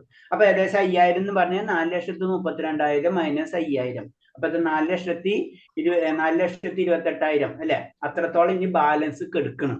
അത്രയും ഇനി കലിയുഗത്തിൽ ബാലൻസ് ഉണ്ട്. അതിൽ തന്നെ പറയുന്നുണ്ട് ഒരു 10,000 വർഷമാണ് കലിയുഗത്തിൽ തന്നെ സുവർണ്ണ കാലഘട്ടം എന്ന് പറയുന്നത്. ആ സമയത്താണ് നമ്മളെ ഭക്തിയും കാര്യങ്ങൾ നമുക്ക് വർക്ക്ഔട്ട് ചെയ്യാൻ പറ്റുള്ളൂ. അത് കഴിഞ്ഞ് അതും ഉണ്ടാവില്ല എന്ന് പറയുന്നത്. അപ്പൊ അത് ആ ലെവലിൽ നിൽക്കട്ടെ. അപ്പൊ 4,32,000. അപ്പൊ അതിനെ മുന്നത്തെ യുഗം എന്ന് പറഞ്ഞാൽ ദ്വാപരയുഗമാണ്. അപ്പൊ ദ്വാപരയുഗത്തിന്റെ ദൈർഘ്യം എന്ന് പറയുന്നത് 4,32,000 × 2. 4,32,000 ഇന്ന് ഏകദേശം 8 ലക്ഷം. അതിന് കലിയുഗം 4,32,000. ദ്വാപരയുഗം എന്ന് പറയുമ്പോ ഏകദേശം 8,64,000. 8,64,000 വർഷമാണ് ശരിക്കും ദ്വാപരയുഗത്തിന്റെ ദൈർഘ്യം. അതേപോലെ തന്നെ ത്രേതായുഗം വരുമ്പോൾ എന്താണ് 4,32,000 ഇൻറ്റു 3 ഏകദേശം 12 ലക്ഷത്തി സംതിങ് വരും. അതാണ് ത്രേതായുഗം. അത്രയും വർഷം ഉണ്ടാവും. അത് തന്നെ പിന്നെ വരുന്നത് സത്യയുഗം. അത് എത്ര 4,32,000 ഇൻറ്റു 4 അപ്പൊ ഏകദേശം 16. അപ്പൊ ഒരരട്ടി, രണ്ടരട്ടി, മൂന്നരട്ടി, അങ്ങനെ 4 ഇരട്ടി അങ്ങനെയാണ് വരുന്നത്. അപ്പൊ ഏകദേശം 16,000 ലക്ഷം വന്നു. മറ്റേത് ആദ്യം 4,32,000 വർഷം ഒരു, അതായത് കലിയുഗം. അത് പിന്നത്തത് വരുന്നത് ദ്വാപരയുഗം എന്ന് പറയുന്നത് 8,64,000 വന്നു. പിന്നെ ത്രേതായുഗം എന്ന് പറയുമ്പോ അത് ഏകദേശം 3 ഇരട്ടി വരും. കലിയുഗത്തിന്റെ 3 ഇരട്ടി വരും ത്രേതായുഗം. അപ്പൊ ഏകദേശം 12 ലക്ഷത്തി വരും. പിന്നെ അതേപോലെ തന്നെ നെക്സ്റ്റ് സത്യയുഗം എന്ന് പറയുമ്പോ 4,32,000 ഇൻറ്റു 4 ഏകദേശം 4 ഇരട്ടി. കലിയുഗത്തിന്റെ 4 ഇരട്ടിയാണ് സത്യയുഗം. കലിയുഗത്തിന്റെ 3 ഇരട്ടിയാണ് ത്രേതായുഗം. കലിയുഗത്തിന്റെ 1 ഇരട്ടിയാണ് ദ്വാപരയുഗം. കലിയുഗം 4,32,000. ഇത് ക്ലിയർ ആയല്ലോ. ഇനി ഇത് പിന്നെ എല്ലാം കൂടെ അങ്ങോട്ട് കൂട്ടാം. അപ്പൊ ഏകദേശം 32 ലക്ഷത്തോളം ഏകദേശം ആ റേഞ്ചിൽ വരും. അപ്പൊ അത് എന്ന് പറയുന്നത് അതേ ഇൻറ്റു 1000, അതേ ഇൻറ്റു ഇതെല്ലാം കൂട്ടുമ്പോ നമുക്കൊരു സംഖ്യ കിട്ടും. ഏകദേശം 32 ലക്ഷത്തോളം വരുന്നുണ്ട്. എത്ര 6ഉം 12ഉം 16ഉം 12ഉം എത്ര വന്നു? ഓക്കെ 32 ഏകദേശം ഒരു 40 റേഞ്ചിൽ വരുന്നു കൂട്ടാം. അപ്പൊ അതേ ഇൻറ്റു 1000 അതാണ് ബ്രഹ്മാവിന്റെ ഒരു പകൽ കൽപ്പം. ബ്രഹ്മാവിന്റെ ഒരു പകലായിട്ടുള്ളൂ കേട്ടാ. നമുക്ക് ഇമേജ് ചെയ്യാൻ പറ്റാത്ത ഒരു വർഷമാണ് ബ്രഹ്മാവിന്റെ ഒരു പകല്. അതേ ഇൻറ്റു 2 അപ്പൊ ബ്രഹ്മാവിന്റെ ഒരു ദിവസമായി. അതേ ഇൻറ്റു 365 ബ്രഹ്മാവിന്റെ ഒരു വർഷമായി. അതേ ഇൻറ്റു 100 ബ്രഹ്മാവിന്റെ ആയുസ്. അപ്പൊ ഈ ഒരു സംഖ്യനെ ഒന്ന് ഇമേജ് ചെയ്താൽ മതി. ഇത് എന്ന് പറയുന്നതാണ് ബ്രഹ്മാണ്ടത്തിന്റെ ആയുസ് അല്ലെ. അത് ബ്രഹ്മാവിന്റെ ആയുസിന് ഒരു ബ്രഹ്മാണ്ടത്തിന്റെ ആയുസ് എന്ന് പറയുന്നത്. ഇത് എന്ന് പറഞ്ഞ ഭഗവാന്റെ ഒരു ശ്വാസം മാത്രമേ ഉള്ളൂ. ഇത് എന്ന് പറയുന്നത് ബ്രഹ്മാണ്ടത്തിന്റെ ആയുസ് അല്ലെങ്കിൽ ബ്രഹ്മാവിന്റെ ആയുസ് എന്ന് പറയുന്നത് ഭഗവാന്റെ ഒരു ശ്വാസമാണ്. ഭഗവാൻ ശ്വാസങ്ങൾ എടുക്കുമ്പോൾ ബ്രഹ്മാണ്ടങ്ങൾ ഉണ്ടാകുമ്പോൾ ശ്വാസം ഉള്ളിലേക്ക് വലിക്കുമ്പോൾ ബ്രഹ്മാണ്ടങ്ങൾ നശിച്ചു പോവുകയാണ് ചെയ്യുന്നത്. അപ്പൊ ആ ഒരു സംഖ്യനെ പറ്റിയാണ് പറഞ്ഞത്. അപ്പൊ ഭഗവാൻ പല കാലഘട്ടത്തിലും ഈ ഉപദേശങ്ങൾ കൊടുത്തുകൊണ്ടിരിക്കുന്നു. അത് അർജുനന് മാത്രമല്ല വളരെ കാലം മുന്നേ തന്നെ ഇത് കൊടുത്തുകൊണ്ടിരിക്കുന്നു. അപ്പൊ ഘടനയാണ് പറയുന്നത് ഏകദേശം. ഓക്കെ, ഒരു ബ്രഹ്മ, വിഷ്ണു, മഹേശ്വര അങ്ങനെ 3 ഇതും കൂടിയല്ലേ? അപ്പൊ ബ്രഹ്മാവിന്റെ മാത്രമായിട്ടാണോ ഇതില് പറയുക? അതെ, അതായത് സൃഷ്ടി എന്ന് പറയുമ്പോ ബ്രഹ്മാവിന്റെ ഡ്യൂട്ടി അല്ലെ. വിഷ്ണു എന്ന് പറയുന്ന സ്ഥിതി. അടുത്തത് എന്ന് പറയുമ്പോ സംഹാരം. സൃഷ്ടി, സ്ഥിതി, സംഹാരം. ഇതാണ് കൺസെപ്റ്റ് നമ്മൾ ജനറൽ ആയിട്ടുള്ളത്. അപ്പൊ ഈ വിഷ്ണു എന്ന് പറയുന്നത് തന്നെയാണ് ശരിക്കും നമ്മളെ രീതിയിൽ പറയുമ്പോ ക്ഷീരോദാശായ വിഷ്ണു, ഗർഭോദാശായ വിഷ്ണു വരും. അതിന് വിഷ്ണു തന്നെ പല കാര്യങ്ങളുണ്ട്, മനസ്സിലായി. അപ്പൊ അത് കുറച്ചുകൂടി കഴിയുമ്പോൾ കുറച്ചുകൂടി ഡീറ്റെയിൽ ആയിട്ട് മനസ്സിലാവും. അപ്പൊ വിഷ്ണു എന്ന് പറയുമ്പോ ഭഗവാന്റെ തന്നെ അവതാരങ്ങളിൽ ഒന്നാണത്. ഭഗവാന്റെ അവതാരങ്ങളിൽ ഒന്നാണ് വിഷ്ണു. അതായത് പലതരം അവതാരങ്ങളുണ്ട് ഭഗവാന്. അതേപോലെ ഭഗവാന്റെ അവതാരങ്ങളിൽ തന്നെ വരുന്നതാണ്, ഗുണാവതാരങ്ങളിൽ വരുന്നതാണ് ഭഗവാന്റെ ഗുണാവതാരങ്ങളിൽ വരുന്നതാണ് അതേപോലെ തന്നെ ബ്രഹ്മാവും. അപ്പൊ എല്ലാതും ഭഗവാനിൽ നിന്നാണ് വരുന്നത്. ഭഗവാനിൽ തന്നെ കുറെ അവതാരങ്ങളുണ്ട്. ആ അവതാരത്തിൽ നിന്ന് ഒരു അവതാരത്തിൽ നിന്നാണ് ബാക്കി എല്ലാ അവതാരങ്ങളും വരുന്നത്. ഇത്രയും മുകളിലേക്ക് പോയിട്ടാണ് നമ്മളെ ഭഗവാന്റെ ലോകം. ഭഗവാൻ എന്ന് പറഞ്ഞത് അത്ര ഇമേജ് ചെയ്യാൻ പറ്റാണ്. ഭഗവാൻ ശ്രീകൃഷ്ണന്റെ പല അവതാരങ്ങൾ കഴിഞ്ഞിട്ട് നാരായണ അവതാരം എന്ന് പറഞ്ഞ ഒരു അവതാരം ഉണ്ട്. ആ അവതാരത്തിൽ നിന്നാണ് മറ്റുള്ള ഈ 3 വിഷ്ണുമാർ. മഹേശ്വരനോ അതെയോ? മഹേശ്വരനും എന്ന് പറയുമ്പോ ഭഗവാന്റെ തന്നെ ഗുണാവതാരത്തിൽ വരുന്നതാണത്. മനസ്സിലായി? അപ്പൊ ഭഗവാന്റെ തന്നെ പല അവതാരങ്ങളുണ്ട്. അവതാരങ്ങളും പിന്നെ പല അവതാരങ്ങളുണ്ട്. അപ്പൊ അവതാരം ലീലാവതാരമുണ്ട്, ഗുണാവതാരമുണ്ട്, മന്വന്തരാവതാരമുണ്ട്, യുഗാവതാരങ്ങളുണ്ട്. അങ്ങനെ പലതരം അവതാരങ്ങളെ പല പല ലെവലുകളുണ്ട്. അപ്പൊ ഇതിൽ വരുന്നത് ഗുണാവതാരത്തിന്റെ ലെവലിൽ വരുന്നതാണ് ഇവര് 3 പേര്. അപ്പൊ ഭഗവാൻ അതിലൊക്കെ വളരെ മുന്നിലാണ്. പിന്നെ അതിന്റെ ഇറങ്ങി ഇറങ്ങി ഇറങ്ങി ഇറങ്ങി വരുമ്പോ ഒരു ലെവലിൽ എത്തുമ്പോ നാരായണിയിൽ നിന്ന് ഇവരും വീണ്ടും ഈ വിഷ്ണുവിന്റെ തന്നെ ഗർഭോദായസായ വിഷ്ണു, ക്ഷീരോദായസായ വിഷ്ണു എന്നൊക്കെ പറഞ്ഞു വരുന്നത്. അത് അടുത്ത. അപ്പൊ അതാണ് അതിന്റെ ഇത് വരുന്നത്. പിന്നെ പ്രളയൊക്കെ വരുന്നത് സംഹാരം കഴിയുമ്പോൾ അത് ഭഗവാനിലേക്ക് തന്നെയാണ് ലയിക്കുന്നത്. അത് മനസ്സിലായത്? ഹരേ കൃഷ്ണ. ഓക്കെ, ഹരേ കൃഷ്ണ. അടുത്ത ശ്ലോകം. രണ്ടാമത്തെ ശ്ലോകം. ഏവം പരമ്പര പ്രാപ്തമിമം രാജർഷയോ വിദോഹോ സകാലനോഹോ മഹദോ യോഗോ മഹദോ യോഗോ നഷ്ട പരന്തഭ. അങ്ങനെ ശിഷ്യ പരമ്പരയിൽ കൂടെ പകർന്നു കിട്ടിയ ഈ സർവോത്മതകൃഷ്ടമായ ശാസ്ത്രം രാജർഷികൾ ശരിയായി മനസ്സിലാക്കുന്നു. കാലക്രമേണ ആ പരമ്പര ശൃംഖല മുറിഞ്ഞു പോവുകയും ഇത് നഷ്ടപ്രായമാവുകയും ചെയ്തു. അപ്പൊ ഭഗവാൻ പറയണ ഇത് ഞാൻ വളരെ കാലം മുന്നേ തന്നെ കൊടുത്തിട്ടുള്ള ഒരു ജ്ഞാനമാണ്. അതെന്താണ്? അത് രാജർഷികൾ എന്ന് പറയുമ്പോൾ രാജാവാണെങ്കിലും ഋഷിമാരെ പോലെ ജീവിതം നയിക്കുന്നവരെയാണ് രാജർഷികൾ എന്ന് പറയുന്നത്.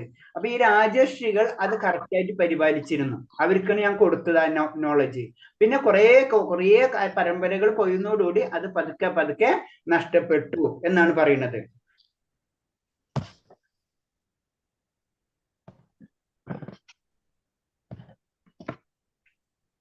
ഓക്കെ, അടുത്ത ശ്ലോകം. സ ഏവയമ്മയം ചേത്യോ യോഗോ പ്രോക്ത പുരാതന ഭക്തോസി മേം സകം ഛേദി രഹസ്യം ഹേതുത്തമം. നീ എന്റെ ഭക്തനും മിത്രവുമായതുകൊണ്ടാണ് പരംപുരുഷനായി ബന്ധപ്പെടുത്തുന്ന ഈ പുരാതന ശാസ്ത്രം ഞാൻ വിവരിച്ചു തരുന്നത്. അതുകൊണ്ട് അതീന്ദ്രിയമായ ഈ ഗുപ്തജ്ഞാനം ഗ്രഹിക്കാൻ നിനക്ക് കഴിവുണ്ട്.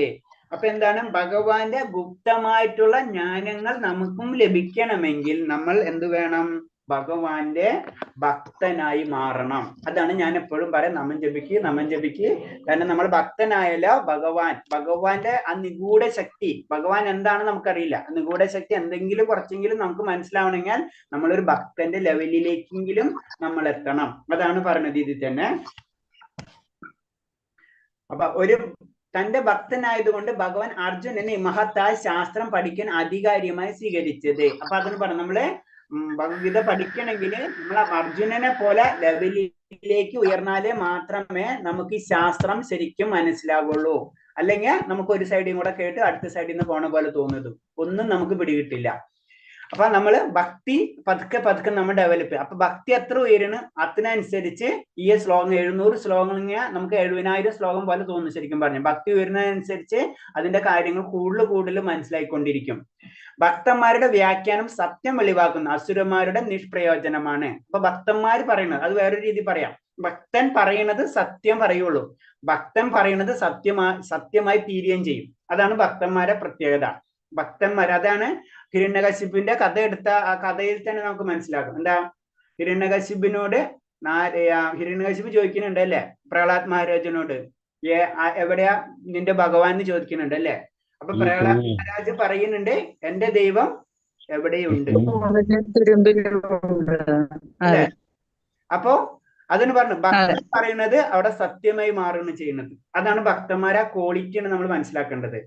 അസുരന്മാരാകട്ടെ കൃഷ്ണനെ പറ്റി എന്തെല്ലാമാണ് കെട്ടിച്ചമയ്ക്കുകയും വായനക്കാരെ കൃഷ്ണന്റെ ഉപദേശങ്ങളിൽ നിന്ന് വഴി തെറ്റിക്കുകയും ചെയ്യുന്നു. അസൂര്യ ഗുണമുള്ളവർ എന്താ ചെയ്യുക? അവർക്ക് അവരുടേതായ രീതിയിൽ ചിന്താഗതികൾ ഉണ്ടാവും, അതിനനുസരിച്ച് വ്യാഖ്യാനങ്ങൾ ചമയ്ക്കും, അത് മറ്റുള്ളവരെ വഴിതെറ്റിക്കും.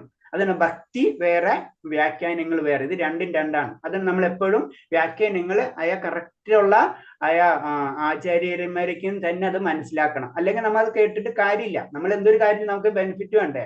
നമ്മളൊരു കോളേജിൽ പോകണമെങ്കിൽ നമുക്ക് നല്ല റെക്കഗ്നൈസ്ഡ് അല്ലാത്ത കോളേജ് അല്ല, നമുക്ക് എന്ത് പോയിട്ട് പഠിച്ചിട്ട് ഡിഗ്രി ഉണ്ടാവില്ല, എന്നാൽ നമുക്ക് അതിന് ക്വാളിഫിക്കേഷൻ ഉണ്ടാവില്ല, നമ്മളെ പൈസയും പോകും, സമയം പോകും. അതാണ് ഇതുപോലെ തന്നെ ആത്മീയതയും ഭക്തിയും നമ്മൾ വളരെയധികം ശ്രദ്ധിച്ചു വേണം കാര്യങ്ങൾ ചെയ്യേണ്ടത്. അസുരന്മാരാകട്ടെ കൃഷ്ണനെ പറ്റി എന്തെല്ലാമാണ് നോക്കിയൊക്കെ അർജുനനിൽ നിന്ന് തുടങ്ങുന്ന ശിഷ്യ പരമ്പരയെ പിന്തുടരാൻ ശ്രമിക്കുകയും ഉത്കൃഷ്ടമായി ഈ ഭൗവിദ്യയിൽ നിന്ന് പ്രയോജനം നേടുകയും ചെയ്യണം. അപ്പൊ നമ്മളും അങ്ങനെ തന്നെ ആയിരിക്കണം ചെയ്യേണ്ടത്. നമ്മൾ എന്താണ് ആ ശിഷ്യ പരമ്പരയിൽപ്പെട്ട അവരിൽ നിന്ന് ആ ഒരു റൂട്ട് ഉണ്ട്, ആ റൂട്ടിൽ കൂടി തന്നെ ആയിരിക്കണം നമ്മൾ പോകേണ്ടത്. അപ്പൊ ഇതിൽ തന്നെ നമ്മുടെ വൈഷ്ണവ രീതിയിൽ തന്നെ ജനറൽ ആയിട്ട് അനവധി ഉണ്ട്. നമ്മൾ ഇമേജ് ചെയ്യാൻ പറ്റാത്ത അത്ര പല സമ്പ്രദായങ്ങളുണ്ട്. എന്നാലും വൈഷ്ണവ രീതിയിൽ 4 സമ്പ്രദായങ്ങളെ പറ്റിയാണ് കൂടുതൽ പറയുന്നത്. ഒന്ന് ബ്രഹ്മ സമ്പ്രദായം, പിന്നെ രുദ്ര സമ്പ്രദായം, പിന്നെ ശ്രീ സമ്പ്രദായം, കുമാര സമ്പ്രദായം. അതിൽ നമ്മൾ ബ്രഹ്മ സമ്പ്രദായത്തിലാണ് നമ്മളെ ഈ കാര്യങ്ങളൊക്കെ വരും. അങ്ങനെ പലതരം സമ്പ്രദായം, അതിൽ തന്നെ പല തിരിവുകളൊക്കെ ഉണ്ട്. അപ്പൊ ജനറൽ ആയിട്ട് ഏതെങ്കിലും ഒരു പരമ്പരയിൽ കൂടി ആയിരിക്കണം നമ്മൾ കാര്യങ്ങൾ മനസ്സിലാക്കേണ്ടത്. അതാണ് പറയുന്നത്. അടുത്ത ശ്ലോകം. അർജുന ഉവാച അപരം ഭവത് ജന്മം പരം ജന്മ വിവസ്വതാ കഥമേതദ്വിജാനീയം പ്രോക്തവാനിധി. അർജുനൻ പറഞ്ഞു, വിവസാനം എന്ന സൂര്യദേവൻ അങ്ങേക്കാൾ വളരെ മുന്നേ ജനിച്ചെന്നിരിക്കെ അങ്ങ് അദ്ദേഹത്തെ ഉപദേശം നൽകിയെന്ന് പറയുന്നത് ഞാൻ എങ്ങനെ മനസ്സിലാക്കും? അത് അപ്പൊ അർജുനന്റെ ഒരു ചോദ്യം തന്നെ നോക്കിയേ. നമ്മളെങ്ങനെ അത് നീ എങ്ങനെ നുണ പറയുന്നുള്ള രീതിയിലാണല്ലേ പറയുള്ളൂ, നീ എന്താ ഇങ്ങനെ പറയുന്നല്ലേ പറയും. പക്ഷെ അർജുനൻ ചോദിക്കും, എങ്ങനെ ഞാൻ അത് മനസ്സിലാക്കും? അതാണ് ശിഷ്യന്റെ. അപ്പൊ ഭഗവാൻ പറയുന്നത് ശരിയാണ്, പക്ഷെ അത് എനിക്ക് മനസ്സിലാകുന്നില്ല. അതായിരിക്കണം ഒരു ഭക്തന്റെ ലെവല്, അത് ശിഷ്യന്റെ ലെവൽ എന്നാണ്.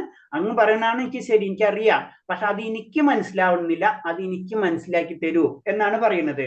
കാരണം എന്ന് വെച്ച് കഴിഞ്ഞാൽ അർജുനൻ ചോദിക്കുന്നത് ശരിയാണ്. കാരണം ഭഗവാൻ ഇപ്പൊ മുന്നിൽ നിൽക്കുന്നത്. അപ്പൊ ഭഗവാൻ ഇത്ര വർഷങ്ങൾക്ക് മുന്നേ ഇതൊക്കെ ഞാൻ പറഞ്ഞു കൊടുത്തു എന്ന് പറയുമ്പോ അത് അർജുനന് മനസ്സിലാവുന്നില്ല. അർജുനൻ വിശ്വസിക്കാതിരിക്കുന്നില്ല, അതിൽ വിശ്വസിക്കുന്നുണ്ട്, പക്ഷെ അത് മനസ്സിലാവുന്നില്ല, അതെനിക്ക് പറഞ്ഞു തരൂ. സ്വയം ബോധ്യപ്പെടാൻ വേണ്ടിയല്ല അർജുനൻ ഇങ്ങനെ ചോദിക്കുന്നു. ഭഗവാൻ വിശ്വാസമില്ലാത്തവർ, കൃഷ്ണനെ പരമപുരുഷനായ ഭഗവാനെ സ്വീകരിക്കാൻ ഇഷ്ടമില്ലാത്ത അസുരന്മാർക്ക് വേണ്ടിയാണ്. കൃഷ്ണനെ പറ്റി ഒന്നും അറിയാത്ത ഒരാളെ പോലെ അദ്ദേഹം ചെയ്യുന്നു. പിന്നെ വേറൊരു കാര്യം കൂടി എന്ന് വെച്ച് കഴിഞ്ഞാൽ മറ്റുള്ളവർക്ക് വേണ്ടിയാണ്. അർജുനന് ആ വിശ്വാസമുണ്ട്, പക്ഷെ മനസ്സിലാക്കാൻ വേണ്ടിയാണ്. ആർക്ക് വേണ്ടി? മറ്റുള്ളവർക്ക് വേണ്ടി. അതാണ് അതിന്റെ പ്രത്യേകത. കൃഷ്ണൻ പരമദിവ്യോത്തമ പുരുഷനും എല്ലാറ്റിന്റെ ഉറവിടവും അതീന്ദ്രിയയുടെ പരമകോടിയുമാണെന്ന് അർജുനൻ വ്യക്തമാക്കി അറിയാൻ കഴിഞ്ഞു. കാരണം ഭക്തനാവുമ്പോ ഓട്ടോമാറ്റിക് ആയിട്ടും ഭഗവാനെ പറ്റിയിട്ടുള്ള എല്ലാ കാര്യങ്ങളും ആ വ്യക്തിക്ക് മനസ്സിലാക്കിയിരിക്കും. പിന്നെ വീണ്ടും എക്സ്പ്ലനേഷന്റെ ആവശ്യമില്ല. ഒരു വ്യക്തിനെ നമ്മൾ 100% വിശ്വസിച്ച് കഴിഞ്ഞാൽ പിന്നെ ആ വ്യക്തി എന്ത് ചെയ്താലും നമ്മൾ പിന്നെ അതിൽ നിന്ന് പിന്മാറില്ല, അല്ലെ? അത് തന്നെയാണ് ശരിക്കും. ഒരു സാധാരണ മനുഷ്യനെ മനസ്സിലാക്കാൻ പ്രയാസമുണ്ട്. ഈ പ്രശ്ന നിവർത്തി അതിനെക്കുറിച്ച് ആധികാരികമായി കൃഷ്ണനെ കൊണ്ട് തന്നെ പറയിപ്പിക്കണമെന്ന് ഉദ്ദേശിച്ചാണ് അർജുനൻ ഇങ്ങനെ ചോദിച്ചത്. അപ്പൊ ഒരു സാധാരണ മനുഷ്യന് ഇങ്ങനത്തെ കാര്യങ്ങളൊക്കെ ഒന്ന് പറഞ്ഞാൽ മനസ്സിലാവില്ല. അപ്പൊ അത് കറക്റ്റ് ആയിട്ട് ഭഗവാൻ പറഞ്ഞ കാര്യം ഭഗവാനോട് തന്നെ ചോദിച്ച് അർജുനൻ മനസ്സിലാക്കുകയാണ് ചെയ്യുന്നത്.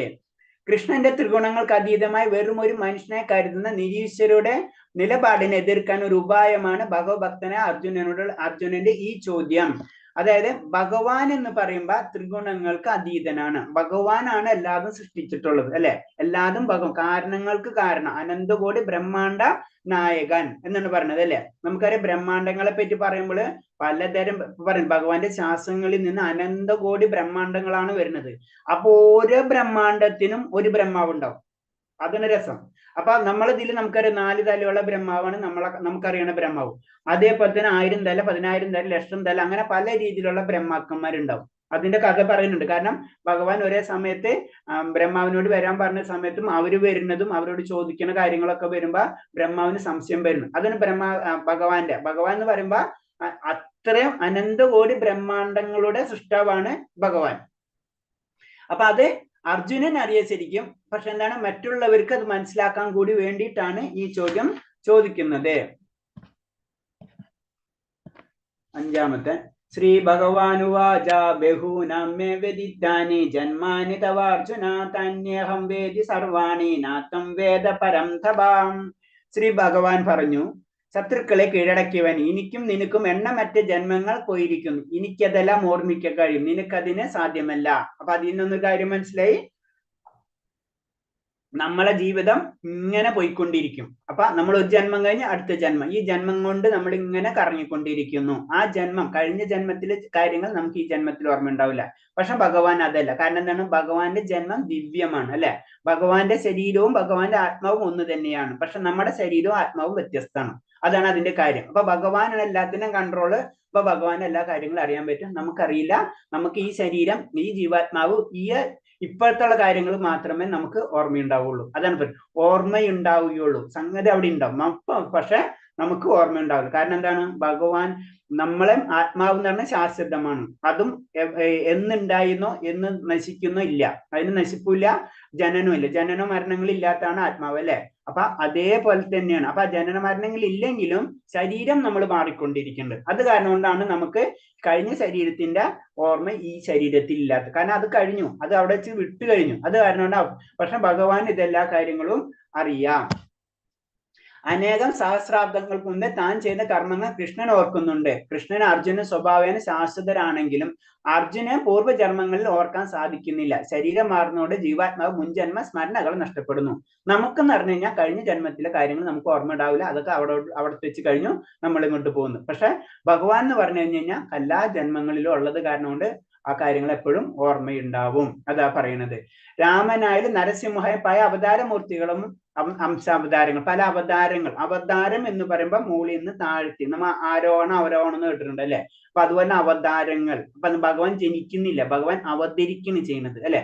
അല്ലെങ്കിൽ ജനിക്കുന്നു പറഞ്ഞപ്പോലെ അവതാരങ്ങൾ എന്നാണ് ഭഗവാൻ പറയാം, അല്ലെ? അപ്പൊ മുകളിൽ നിന്ന് താഴത്തേക്ക് ഇറങ്ങി വരുന്നതാണ് ഭഗവാൻ. അതാണ് പറയുന്നത്. അതാണ് അവതാരം, അവതരിക്കുകയാണ് ചെയ്യുന്നത്. നമുക്കറിയാം ദേവകി മാതാവിന്റെ ആ കാര്യത്തിലും ഭഗവാൻ 4 ചതുർഭുജ രൂപത്തിന് അവതരിക്കുകയാണ് ചെയ്യുന്നത്. പിന്നീട് നമ്മുടെ ദേവകി മാതാവ് പറയുന്ന പ്രാർത്ഥനയ്ക്ക് അനുസരിച്ചാണ് ശിശുരൂപം ഒക്കെ ലഭിക്കുന്നത്. അപ്പൊ അതാണ് പല അവതാരങ്ങൾ ഉണ്ടെന്നാ പറയുന്നത്. അപ്പൊ പല അവതാരം ഉണ്ടെങ്കിലും ഭഗവാന്റെ അംശങ്ങളാണത്. അപ്പൊ അത് കാരണം ഭഗവാൻ അതെല്ലാം ഓർമ്മയുണ്ടാവും. ഭഗവാന്റെ സന്തത സഹചാരികൾക്ക് അർജുനെ പോലെയുള്ള ഭക്തന്മാർ ഭഗവാന്റെ അവതാര കാലത്തെ പല രൂപങ്ങളിലും ഭഗവത് സേവനം നിർവഹിപ്പിക്കും ഇങ്ങനെയുള്ള ഭൂമിയിൽ പിറക്കാറുണ്ട്. അക്കൂട്ടത്തിൽ ഭക്തനായ അർജുനൻ അനേകായിരം കൊല്ലം മുമ്പ് ഭഗവാൻ വിവസ്വാൻ എന്ന് സൂര്യദേവന് ഗീതോപദേശം ചെയ്യുകയും അർജുനൻ മറ്റൊരു രൂപത്തിൽ സന്നിഹിതനായിരുന്നു എന്ന് ഈ ശ്ലോകത്തിൽ നിന്ന് മനസ്സിലാക്കാം. അത് അപ്പൊ വേറൊരു രീതിയിൽ പറയുന്നതെന്ന് വെച്ച് കഴിഞ്ഞാൽ അർജുനൻ എന്ന് പറഞ്ഞ മുക്താത്മാക്കളാണ്, വേറൊരു രീതി പറഞ്ഞു കഴിഞ്ഞാൽ. അപ്പൊ ഭഗവാൻ അവതരിക്കുന്ന സമയത്തും ഭഗവാന്റെ കൂടെ ഭഗവാൻ ഒറ്റയ്ക്കല്ല അവതരിക്കുക, ഭഗവാന്റെ സന്തത സഹചാരികളും കൂടിയും ആ ലോകത്ത് അവതരിക്കും. നമ്മളിപ്പോ നമുക്കറിയാം, അവതാരങ്ങൾ പറയുമ്പോ ഭഗവാന് 16,108 ഭാര്യമാരുണ്ടെന്ന് പറയാം, അല്ലെ? അത് പല കാര്യങ്ങൾ അതിനോട് ബന്ധപ്പെടുത്താണ്ട് കുറെ സമയം പിടിക്കും. എന്നാലും പറയണെന്ന് വെച്ച് കഴിഞ്ഞാൽ ശരിക്കും അത് എന്ന് പറയുന്നത് വെച്ച് കഴിഞ്ഞാൽ ഭഗവാൻ അവതരിച്ച സമയത്ത് ഭഗവാനെ കൂടെ ഗോപികന്മാരെ ഭൗതിക ലോകത്തിൽ അവതരിക്കുകയാണ് ചെയ്യുന്നത്, അല്ലെ? രാസനൃത്തമൊക്കെ ഭഗവാന്റെ 7 വയസ്സിൽ 8 വയസ്സിലാണ് നടക്കുന്നത്, അല്ലെ? അപ്പൊ നമുക്ക് അതിനെപ്പറ്റി നമുക്ക് പല കാര്യങ്ങൾ അറിയില്ല. നമ്മൾ വേറെ രീതിയിലൊക്കെ ആയിരിക്കും സാധാരണ രീതിയിലുള്ള ആൾക്കാർ ചിന്തിക്കുക, അല്ലെ? അപ്പൊ 16,108 എന്താണ് 100 അല്ലെങ്കിൽ 10,000, 5,000, 10,000 എന്നൊക്കെ ഒരു കണക്ക് വെച്ചാൽ പോരെ. അപ്പൊ അതിനൊക്കെ കണക്കും കാര്യങ്ങളും ഉണ്ട്. അപ്പൊ നമുക്കൊക്കെ അത് പല കാര്യങ്ങളും നമുക്ക് അറിയാനുണ്ട്. അപ്പൊ ഇത് മനസ്സിലാക്കേണ്ടതെന്ന് വെച്ച് കഴിഞ്ഞാൽ അർജുനൻ ആ കാര്യങ്ങൾ അറിയില്ല, ഭഗവാൻ ആ കാര്യങ്ങൾ അറിയാം. പക്ഷെ അർജുനൻ ഭഗവാന്റെ കൂടെ വന്നിട്ടുള്ളതാണ് പല ജന്മങ്ങളിലും. ബ്രഹ്മസംഹിത ഭഗവാനെ അച്യുതൻ എന്ന് വിളിക്കുന്നു. അതായത് ഒരിക്കലും തെറ്റുപറ്റാത്തവൻ, ഭൗതിക സംഘത്തിലും സ്വയം വിസ്മരിക്കാത്തവൻ എന്നർത്ഥം. അപ്പൊ ഭൗതികത്തിൽ വന്നാലും ഭഗവാന് അതായത് ഓർമ്മക്കുറവ് ഉണ്ടാവില്ല. അതാണ് ബ്രഹ്മസംഹിത. ബ്രഹ്മാവ് ഭഗവാനെ പ്രകീർത്തിക്കുന്ന നമ്മളെ പ്രാർത്ഥനയാണ് ശരിക്കും ബ്രഹ്മസംഹിത എന്ന് പറയുന്നത്. ബ്രഹ്മാവ് ഭഗവാനെ പ്രാർത്ഥിക്കുന്ന പ്രാർത്ഥനയാണ് ശരിക്കും ബ്രഹ്മസംഹിത എന്ന് പറയുന്നത്. അപ്പൊ അതിലും ആ കാര്യം വിസ്തരിച്ചിട്ടുണ്ട്. ഭഗവാൻ തന്റെ സഞ്ചിദാനത്തിലും ഒരിക്കലും മാറ്റാത്തത് കൊണ്ട് അദ്ദേഹം എല്ലാം സ്മരിക്കുന്നു. അദ്വൈതമൂർത്തിയെ അവിടേക്ക് ആത്മാവും ശരീരവും ഒന്ന് തന്നെ, അദ്ദേഹവുമായി ബന്ധമുള്ളതും ആധ്യാത്മികമത്രേ. അപ്പൊ അതാണ് പറയുന്നത്, നമ്മ ഭഗവാന് എന്ത് കൊടുത്താലും, അതാണ് നമ്മളെ വാക്ക് കൊടുത്താലും നമ്മളെ മനസ്സ് കൊടുത്താലും നമ്മൾ കഴിക്കുന്ന ഭക്ഷണം കൊടുത്താലും അത് ഭഗവാൻ സ്വീകരിച്ചു കഴിഞ്ഞാൽ അത് ആധ്യാത്മികമായി മാറി. അതാണ് നമ്മളെ വാക്ക് കൊടുക്കണം, അല്ലെ? നമ്മൾ ഭഗവാന്റെ നാമം ജപിക്കുന്നു. ആ നാമം ഭഗവാന്റെ നാമം ആരുടെ കൂടെ അതീന്ദ്രിയമാണ്. അതാണ് ഇതിന്റെ പ്രത്യേകത. അതിന് അതീന്ദ്രിയം എന്ന് പറഞ്ഞു. ഇന്ദ്രിയങ്ങൾക്ക് അപ്പുറമാണ് അങ്ങനത്തെ കാര്യങ്ങൾ. ശബ്ദത്തിന്റെ പവർ നമുക്കറിയില്ല. അതിന് നമ്മളെ നാമത്തിന്റെ പവർ ഭയങ്കര പവർഫുൾ ആണെന്ന് പറയുന്നത്. അപ്പൊ ആ നാമങ്ങൾ ജപിക്കുന്നതോടുകൂടി തന്നെ അതീന്ദ്രിയമായിട്ടുള്ള ശബ്ദം, അതീന്ദ്രിയ സ്പന്ദനം എന്നാ പറയുന്നത് ശരിക്കും മന്ത്രങ്ങളെ. നമുക്കറിയാം സാധാരണ രീതിയിൽ നമ്മൾ അറിയാണ്ട് തന്നെ നല്ല ശ്ലോകങ്ങൾ നമ്മൾ വായിക്കുമ്പോൾ തന്നെ നമ്മൾ അറിയാണ്ട് തന്നെ നമുക്കൊരു ചേഞ്ചസ് നമുക്ക് ഫീൽ ചെയ്യണതാണ്. എല്ലാവരും നല്ല പലർക്കും അത് ചില അനുഭവങ്ങൾ ഉണ്ടായിട്ടുണ്ടാവും. അതെന്ന് പറഞ്ഞാൽ അതിന്റെ പവർ ആ മന്ത്രത്തിനുണ്ട്, അത് നമുക്കറിയില്ല. അതേപോലെ തന്നെ മഹാമന്ത്രം എന്ന് പറയുമ്പോൾ അത് എല്ലാവർക്കും ജപിക്കേണ്ട രീതിയിലുള്ള മന്ത്രമാണ്. അതാണ് അതിന്റെ പ്രത്യേകത. മറ്റുള്ള മന്ത്രങ്ങൾ എന്ന് പറഞ്ഞാൽ അതിന്റെ രീതിയിൽ ക്വാളിറ്റി ഉള്ള വ്യക്തികളായിരിക്കണം. അതേപോലെ തന്നെ ആ വ്യക്തികൾക്ക് ആയ പ്രൊണൗൺസിയേഷനും ആയ സാധനയും ഇതൊക്കെ അവർക്ക് വേണം. പക്ഷെ ഇതെന്ന് പറയുമ്പോൾ അത് എല്ലാവർക്കും ചെയ്യാവുന്ന രീതിയിലുള്ളതാണ്. പല കാര്യങ്ങളും അങ്ങനെയാണ്. അപ്പൊ അതാണ് നമ്മൾ ഇതെങ്കിലും നമ്മൾ ചെയ്യണം. അത് ചെയ്തിരുന്നല്ല, അത്തരം ക്വാളിഫൈഡ് ആണെങ്കിൽ നമുക്ക് അത് ചെയ്യാനോട്ട് കുഴപ്പമില്ല. പക്ഷെ ഇത് എല്ലാവർക്കും ചെയ്യാൻ പറ്റും. അതാണ് മഹാമന്ത്രത്തിന്റെ പ്രത്യേകത. സോറി, ഈ ഒരു ശ്ലോകം വെച്ചിട്ട് നിർത്താം. അജോബി സന്യവയാത്മാ ഭൂതാനാമീശ്വരോബി സൻ പ്രകൃതം സോമനിഷ്ഠായ സംഭവാത്മമായ. എനിക്ക് പിറവിയില്ല, എന്റെ അതീന്ദ്രിയമായ ശരീരത്തിന് നാശം നേരിടുകയില്ല. ജീവജാലങ്ങൾക്കെല്ലാം അധിപതിയാണ് ഞാൻ. എനിക്കൊരിക്കലും യുഗം തോറും എന്റെ ആദ്യമവും അതീന്ദ്രവുമായ രൂപത്തിൽ ഞാൻ അവതരിക്കുന്നു. അപ്പൊ ഭഗവാൻ പറയുന്നതാണ് ഭഗവാന് പിറവില്ല. അപ്പൊ നമുക്ക് ചിന്തിക്കാൻ പറ്റുമോ? നമ്മൾ ജനിക്കാത്തവൻ എന്ന് പറയുമ്പോ അതെങ്ങനെയാ നടക്കുക അല്ലെ? അതാണ് നമ്മൾ അതാണ് അതീന്ദ്രിയ. ഈ അദ്ധ്യായത്തിന് പ്രത്യേകതയാണ്, അതീന്ദ്രിയാണ്. നമ്മൾ ഇന്ദ്രിയങ്ങൾ കൊണ്ടൊന്നത് മനസ്സിലാക്കാൻ പറ്റില്ല. ഭഗവാന് പിറവിയില്ല. അതിന്റെ അതീന്ദ്രിയം, ഭഗവാന്റെ ശരീരം അതീന്ദ്രിയമാണ് എന്നും കൂടി പറഞ്ഞു. ഇന്ദ്രിയങ്ങൾക്ക് നമുക്ക് മനസ്സിലാക്കണ ലെവലിന്റെ അപ്പുറത്താണ് ഭഗവാന്റെ ശരീരം എന്ന് ഭഗവാൻ നമ്മളോട് പറഞ്ഞു തരുന്നത്. ആ ശരീരത്തിന് നാശമില്ല. കാരണം നാശമുള്ളതാണ് ഭൗതികമായിട്ടുള്ള ശരീരമാണ്. ആത്മീയ ശരീരത്തിന് നാശമില്ല. അതാണ് നമ്മുടെ ആത്മാവിനും നാശമില്ല എന്ന് പറഞ്ഞത്. ജീവജാലങ്ങൾക്ക് അധിപതിയാണ്, എല്ലാത്തിനും കൺട്രോളർ ഞാനാണ്. എന്നിരിക്കലും യുഗം തോറും എന്റെ ആദ്യമവും അതീന്ദ്രവുമായ രൂപത്തിൽ ഞാൻ അവതരിക്കും. ഇതാണ് പോയിന്റ്. കാരണം ആദ്യം എനിക്കൊരു രൂപമുണ്ട്. ആ രൂപം അതാണ് എന്റെ ആദിമവും, എന്റെ ആദ്യത്തെ രൂപം. ആ രൂപത്തിൽ ഞാൻ അവതരിക്കുന്നു എന്നാണ് പറഞ്ഞത്. അപ്പൊ ആ രൂപം എന്ന് പറഞ്ഞാൽ ശ്യാമസുന്ദര രൂപത്തില് ഭഗവാൻ അവതരിച്ചുകൊണ്ടിരിക്കുക. അപ്പൊ യുഗം തോറും ആ യുഗം തോറത്തിലായ ശ്യാമസുന്ദര രൂപത്തെയാണ് നമ്മൾ ഭഗവാനെ ആരാധിക്കുന്നത്. കാഴ്ചയിൽ ഒരു സാധാരണ മനുഷ്യനെ പോലെ ആയിരുന്നാലും കഴിഞ്ഞ പോലെ അസംഖ്യ ജന്മങ്ങൾ സംഭവങ്ങൾ അദ്ദേഹത്തിന് ഓർമ്മിക്കാൻ കഴിയും. മറിച്ച് സാധാരണ മനുഷ്യനെ മണിക്കൂറുകൾക്ക് മുൻപുള്ള ചെയ്തതൊന്നും ഓർമ്മിക്കാൻ കഴിയില്ല. അപ്പൊ നമുക്ക് ജനറൽ ആയിട്ട് പറഞ്ഞല്ലോ, മനുഷ്യനെ സംബന്ധിച്ച് ഇന്നലെ കഴിഞ്ഞത് ഇന്നെന്നാണെന്ന് ചോദിച്ചാൽ നമുക്കറിയില്ല. പക്ഷെ ഭഗവാൻ അങ്ങനെയല്ല. സ്വന്തം രൂപത്തിൽ താൻ അവതരിക്കുന്നെന്ന് ഭഗവാൻ പ്രസ്താവിക്കുന്നു. സാധാരണ ജീവാത്മാക്കളെ പോലെ ഭഗവാൻ ഒരു ശരീരം വിട്ട് മറ്റൊന്നിലേക്ക് മാറുന്നില്ല. ബദ്ധമായ ജീവാത്മാക്ക് ഈ ജന്മത്തിൽ ശരീരമല്ല, അടുത്ത ജന്മം. ഭൗതിക ലോകത്തിൽ ജീവന് സ്ഥിരമായിട്ടുള്ള ഒരു ശരീരവുമില്ല. അപ്പൊ ഭഗവാൻ എന്ന് പറയുമ്പോൾ ഒരു ശരീരം വിട്ട് അടുത്ത ശരീരത്തിലേക്ക് മാറല്ല ചെയ്യുന്നത്. ഭഗവാന്റെ ശരീരം എന്നൊന്നു തന്നെയാണ്. നമ്മളെ പറയുന്നത് സൂര്യനെ നമുക്ക് ഇവിടെ നിന്ന് നോക്കാം. നമ്മള് കാലത്ത് നോക്കിക്കഴിഞ്ഞാൽ കിഴക്കായിരിക്കും, ഉച്ചയ്ക്ക് നോക്കിക്കഴിഞ്ഞാൽ മുകളിലായിരിക്കും, വൈകിട്ട് നോക്കിക്കഴിഞ്ഞാൽ ഇപ്പൊ നമ്മൾ സൂര്യൻ മാറുന്ന പോലെ നോക്കുന്നു, പക്ഷെ സൂര്യൻ അവിടെ തന്നെ നിൽക്കണം അല്ലെ എന്ന് പറഞ്ഞ പോലെയാണ് ഭഗവാന്റെ മാറ്റങ്ങള്. പക്ഷെ നമ്മൾ അങ്ങനെയല്ല, നമ്മൾ അടുത്ത ജന്മം ഈ ജന്മം ഇങ്ങനെ നമ്മൾ കറങ്ങിക്കൊണ്ടിരിക്കും. ഭൗതിക ലോകത്തിൽ ശാശ്വതവും ആദ്യവുമായ തന്റെ രൂപത്തിൽ ദുർഭുജങ്ങളോടെയും ഓടക്കുഴലേന്തിയും കൊണ്ട് അദ്ദേഹം പ്രത്യക്ഷപ്പെടുന്നു. പ്രാപഞ്ചിക മാലിന്യങ്ങളേശാത്ത അദ്ദേഹത്തിന് അനശ്വര ശരീരമാണിത്. അതേ അതീന്ദ്രികാരത്തോടെയാണ് ആവിർഭവിക്കുന്നെങ്കിലും സർവ്വലോകാധിപതിയാണെങ്കിലും ഒരു സാധാരണ മനുഷ്യനെ പോലെ പിറന്നതായി തോന്നിക്കുന്നു. അപ്പൊ ഭഗവാന്റെ ശക്തിനെ പറ്റി പറയുന്നതാണ്. ഭഗവാൻ ജനിക്കുന്ന അവതരിക്കുന്നത് ദിഗ്ഭുജങ്ങളോ സാധാരണ മനുഷ്യനെ പോലെ ഭഗവാൻ അവതരിക്കുകയാണ് ചെയ്യുന്നത്. അപ്പൊ നമ്മളെ പോലെയുള്ള സാധാരണ ജനങ്ങൾ വിചാരിക്കും അത് മനുഷ്യനാണ്. പക്ഷെ ഭഗവാൻ മനുഷ്യനല്ല. ഭഗവാൻ എന്ന് പറയുന്നത് ഭഗവാന്റെ ശരീരം അതീന്ദ്രിയമാണ്. അതാണ് നമ്മൾ മനസ്സിലാക്കേണ്ടത്.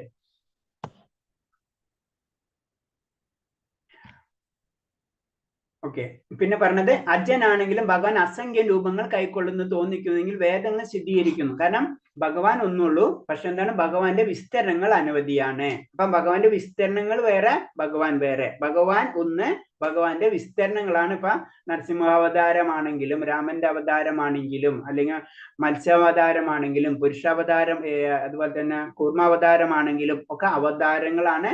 ഭഗവാന്റെ എന്താ പറയുന്ന വെച്ച് കഴിഞ്ഞാല് രൂപങ്ങളാണ്. അത് റിഫ്ലക്ഷൻസ് എന്ന് പറയാം നമുക്ക്. അങ്ങനെയാണ് വരുന്നത്. അപ്പൊ ഭഗവാൻ ഒന്ന്, ഭഗവാന്റെ ബാക്കിയുള്ള റിഫ്ലക്ഷൻസ് ആണ് വരുന്നത്.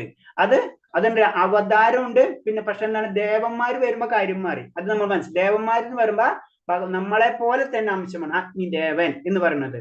മറ്റേത് അവതാരം. ഇത് രണ്ടും തമ്മിലുള്ള വ്യത്യാസം നമ്മൾ മനസ്സിലാക്കണം. അഗ്നിദേവൻ എന്ന് പറയുമ്പോൾ നമ്മളെപ്പോലും ക്വാളിറ്റി ഉള്ള വ്യക്തിയായിരിക്കും അഗ്നിക്ക്. കാരണം അതൊരു പൊസിഷനാണ്. അഗ്നിദേവൻ എന്ന് പറയുമ്പോൾ അഗ്നി എന്ന് പറയുമ്പോൾ ഒരു പൊസിഷനാണ്. അപ്പൊ അതോടുകൂടി ഒരു പെർമനന്റ് അല്ല. ഇപ്പൊ നമ്മൾ ഇവിടെ സൂര്യദേവൻ എന്ന് പറയുമ്പോൾ വിവസാനായ, അപ്പൊ ആ പൊസിഷൻ സൂര്യൻ എന്ന് പറഞ്ഞ പെർമനന്റ്, ആ സമയത്ത് വിവസാനം എന്നായിരുന്നു അവന്റെ പേര്. ആ വ്യക്തി പ്രധാനമന്ത്രി നരേന്ദ്രമോദി. അപ്പൊ പ്രധാനമന്ത്രി വേറെ, അഗ്നിദേവൻ വേറെ, അല്ലെങ്കിൽ സൂര്യദേവൻ വേറെ, അവന്റെ ആ വ്യക്തികളെ അതൊക്കെ ഇങ്ങനെ മാറിക്കൊണ്ടിരിക്കും. പൊസിഷൻസ് ആണ് കിട്ടിക്കൊണ്ടിരിക്കുന്നത്. അപ്പൊ ബ്രഹ്മദേവന്റെ പൊസിഷൻ അടക്കം നമുക്ക് ലഭിക്കും. എങ്ങനെ? നമ്മൾ അത്രയും പ്യൂരിറ്റി കിട്ടണമെങ്കിൽ അതാണ് പോയിക്കൊണ്ടിരിക്കുന്നത്. ഹരേ കൃഷ്ണ. ഇത്ര നമുക്ക് നിർത്താം. 10 മിനിറ്റ് ലേറ്റായി. ഹരേ കൃഷ്ണ. ഇതില് പറയുന്നത് അതീന്ദ്രിയ ജ്ഞാനം, ഇന്ദ്രിയങ്ങൾക്ക് അപ്പുറമുള്ള ജ്ഞാനത്തെയാണ് നമ്മൾ അതീന്ദ്രിയ ജ്ഞാനം. അതിൽ കൂടി മാത്രമേ ഭഗവാനെ നമുക്ക് അറിയാൻ കഴിയുള്ളൂ. അപ്പൊ ഭഗവാൻ പറഞ്ഞാണ് ഈ ജ്ഞാനം, അത് ഗീത, അത് ഒരിക്കലും വളരെ കാലം മുന്നേ തന്നെ ഞാൻ ഉപദേശിച്ചതായിട്ടുണ്ട്. അപ്പൊ അർജുനൻ ചോദിക്കുന്നു. അപ്പൊ അത് പറയുന്നുണ്ട്, അത് ഞാൻ ഉപദേശിച്ചു, പക്ഷെ എന്താണ് കുറെ കാലം കഴിഞ്ഞപ്പോ അത് നഷ്ടമായി പോയി എന്ന് പറയുന്നു. പിന്നെ അത് അർജുനന് എന്തുകൊണ്ട് രണ്ടാമത് ഉപദേശിച്ചു കൊടുക്കണം? അർജുന ഒരു ഭക്തനാണ്. ഭക്തനെ അത് സ്വീകരിക്കാനുള്ള ഒരു കഴിവുണ്ടാവുള്ളൂ. എല്ലാ കാര്യങ്ങളും എല്ലാവർക്കും സ്വീകരിക്കാൻ കഴിയില്ല, അല്ലെ? നമ്മളിപ്പോ ഒരു ക്ലാസ്സിൽ തന്നെ ടോപ്പ് ലെവലുള്ള സ്റ്റുഡൻസ് ഉണ്ടാവും, ഏറ്റവും ലോ ലെവലുള്ള സ്റ്റുഡൻസ് ഉണ്ടാവും, അല്ലെ? അപ്പൊ അവർക്ക് രണ്ടുപേർക്കും പല രീതിയിലായിരിക്കും നമ്മൾ ക്ലാസ്സുകൾ കൊടുക്കേണ്ടത്. അപ്പൊ അത് ഭക്തന് മാത്രമേ ഇത് ഗ്രഹിക്കാനുള്ള കഴിവുണ്ടാവുള്ളൂ എന്ന് പറഞ്ഞു. മറ്റുള്ളവർക്ക് അത് കാരണം കൊണ്ടാണ് ഞാൻ നിനക്കിത് പറഞ്ഞു തരുന്നത്. പിന്നെ അർജുന ചോദിക്കുന്ന ഒരു ചോദ്യമാണ്, ഇതെങ്ങനെ ഇത്ര കാലം മുന്നേ കൊടുത്തത്? കാരണം ഭഗവാൻ ഇപ്പൊ എന്റെ മുന്നിലല്ലേ എന്ന് ചോദിക്കുന്നു. അപ്പൊ ഭഗവാൻ പറയണെന്ന് വെച്ച് കഴിഞ്ഞാല്, ഇത് നിനക്കറിയില്ല, നിന്നെ പോലെ തന്നെ എനിക്കും പല ജന്മങ്ങൾ എന്ന് പറഞ്ഞു കഴിഞ്ഞാൽ ഭഗവാൻ അവതരിച്ചുകൊണ്ടിരിക്കുന്നുണ്ട്. അപ്പൊ നിനക്ക് ഇതൊക്കെ മറന്നുപോകും, പക്ഷെ എനിക്കിതൊക്കെ ഓർമ്മിക്കാനുള്ള കഴിവുണ്ട്. പിന്നെ ഭഗവാന്റെ ശരീരത്തെ പറ്റി പറഞ്ഞാണ്, എനിക്ക് പിറവിയില്ല, എന്റെ ശരീരത്തിന് നാശമില്ല, ജീവജാലങ്ങൾ അധിപതിയാണ്, യുഗം തോറും എന്റെ ആദിമവും അതീന്ദ്രിയവുമായ രൂപത്തിൽ, അതാണ് നമ്മൾ നോട്ട് ചെയ്യേണ്ടത്, ആദിമവും അതീന്ദ്രിയമായ രൂപത്തിൽ ഞാൻ അവതരിക്കുന്നു. അപ്പൊ ഭഗവാൻ ആദ്യമായിട്ടുള്ള രൂപമുണ്ട്, അതീന്ദ്രിയമാണ്, അത് യുഗം തോറും ഭഗവാൻ അവതരിച്ചുണ്ട്. ആ രൂപമാണ് ശ്യാമസുന്ദര ഭഗവാന്റെ ഓടക്കുഴലേന്തിയ ആ രൂപം. ആ രൂപത്തെയാണ് നമ്മൾ ആരാധിക്കേണ്ടത്. ബാക്കിയുള്ള ആരാധിക്കേണ്ടതെന്നല്ല പറയുന്നത്, അതാണ് സത്യം, അതാണ് ഇതിൽ കൂടെ നമുക്ക് മനസ്സിലാക്കേണ്ടത്. ഹരേ കൃഷ്ണ. ഇത്തരം പറഞ്ഞതിൽ എന്തെങ്കിലും സംശയം ഉണ്ടെങ്കിൽ ചോദിക്കാം, അല്ലെങ്കിൽ നമുക്ക് കേൾക്കാം. ഹരേ കൃഷ്ണ. നാളെ പറഞ്ഞിട്ടുണ്ടല്ലേ നിങ്ങളോട് എല്ലാവരും? അഡ്മിൻസ് ആരാ മാതാജി? ഹരേ കൃഷ്ണ. പറഞ്ഞിട്ടുണ്ടല്ലോ നമ്മളെ നാളെ ഏകാദശിനും? നാളെ ഏകാദശിയുടെ ഗ്രൂപ്പിൽ തന്നെയാണ് കണ്ടക്ട് ചെയ്യാൻ പറഞ്ഞിരിക്കുന്നത്. സമയം നാളെ പറയുന്നു തോന്നുന്നു. ശരി, 2 ഗൂഗിൾ മീറ്റ് ആണ് പറഞ്ഞിരിക്കുന്നത്. 2 PM 2 മണിക്ക് തന്നെയാ. 2 മണിക്ക്. അത് ഇതിൽ തന്നെ അല്ലേ അത് വരിക? ഇതിൽ തന്നെ ഇതിൽ തന്നെ ഗ്രൂപ്പിൽ തന്നെ വരും. ഗൂഗിൾ മീറ്റിലായിരിക്കും, സൂമിലായിരിക്കും. ഗൂഗിൾ മീറ്റിലായിരിക്കും. സൂം അല്ലേ? സൂം ആയിരിക്കൂല, ഗൂഗിൾ മീറ്റ് ആയിരിക്കും. നിങ്ങൾക്കൊന്നുമില്ല, ഗൂഗിൾ മീറ്റ് ആൾറെഡി ഇൻസ്റ്റാൾ ആയിരിക്കൂലേ? അപ്പൊ അന്ന് അതിൽ ക്ലിക്ക് ചെയ്യാം, അപ്പൊ ഗൂഗിൾ മീറ്റിൽ കയറും, അത്രേ ഉള്ളൂ. അപ്പൊ എല്ലാവരും ഒന്ന് ഇത് ശ്ലോക പാരായണത്തിന് എല്ലാവരും പങ്കെടുക്കാൻ ശ്രമിക്കുക. നമുക്കറിയാവുന്ന രീതിയിൽ നമ്മൾ വായിക്കുക, കുഴപ്പമുള്ളതല്ല. അങ്ങനത്തെ രീതിയിൽ ഇപ്പൊ ചെറിയ മിസ്റ്റേക്കുകൾ അതൊന്നുമല്ല. നമ്മൾ ചിന്തിക്കാൻ, നമ്മൾ ചെയ്യുന്നത് ഭഗവാന് സമർപ്പിക്കണം. ഇപ്പൊ ഇത്ര നല്ലൊരു ദിവസം ഏകാദശി എന്ന് പറയുമ്പോൾ, അപ്പൊ ആ ദിവസത്തില് ഭഗവാന് നമ്മൾ സമർപ്പിക്കുകയാണ്. അങ്ങനത്തെ രീതിയിൽ ചിന്തിക്കാൻ മതി അത്. ഹരേ കൃഷ്ണ.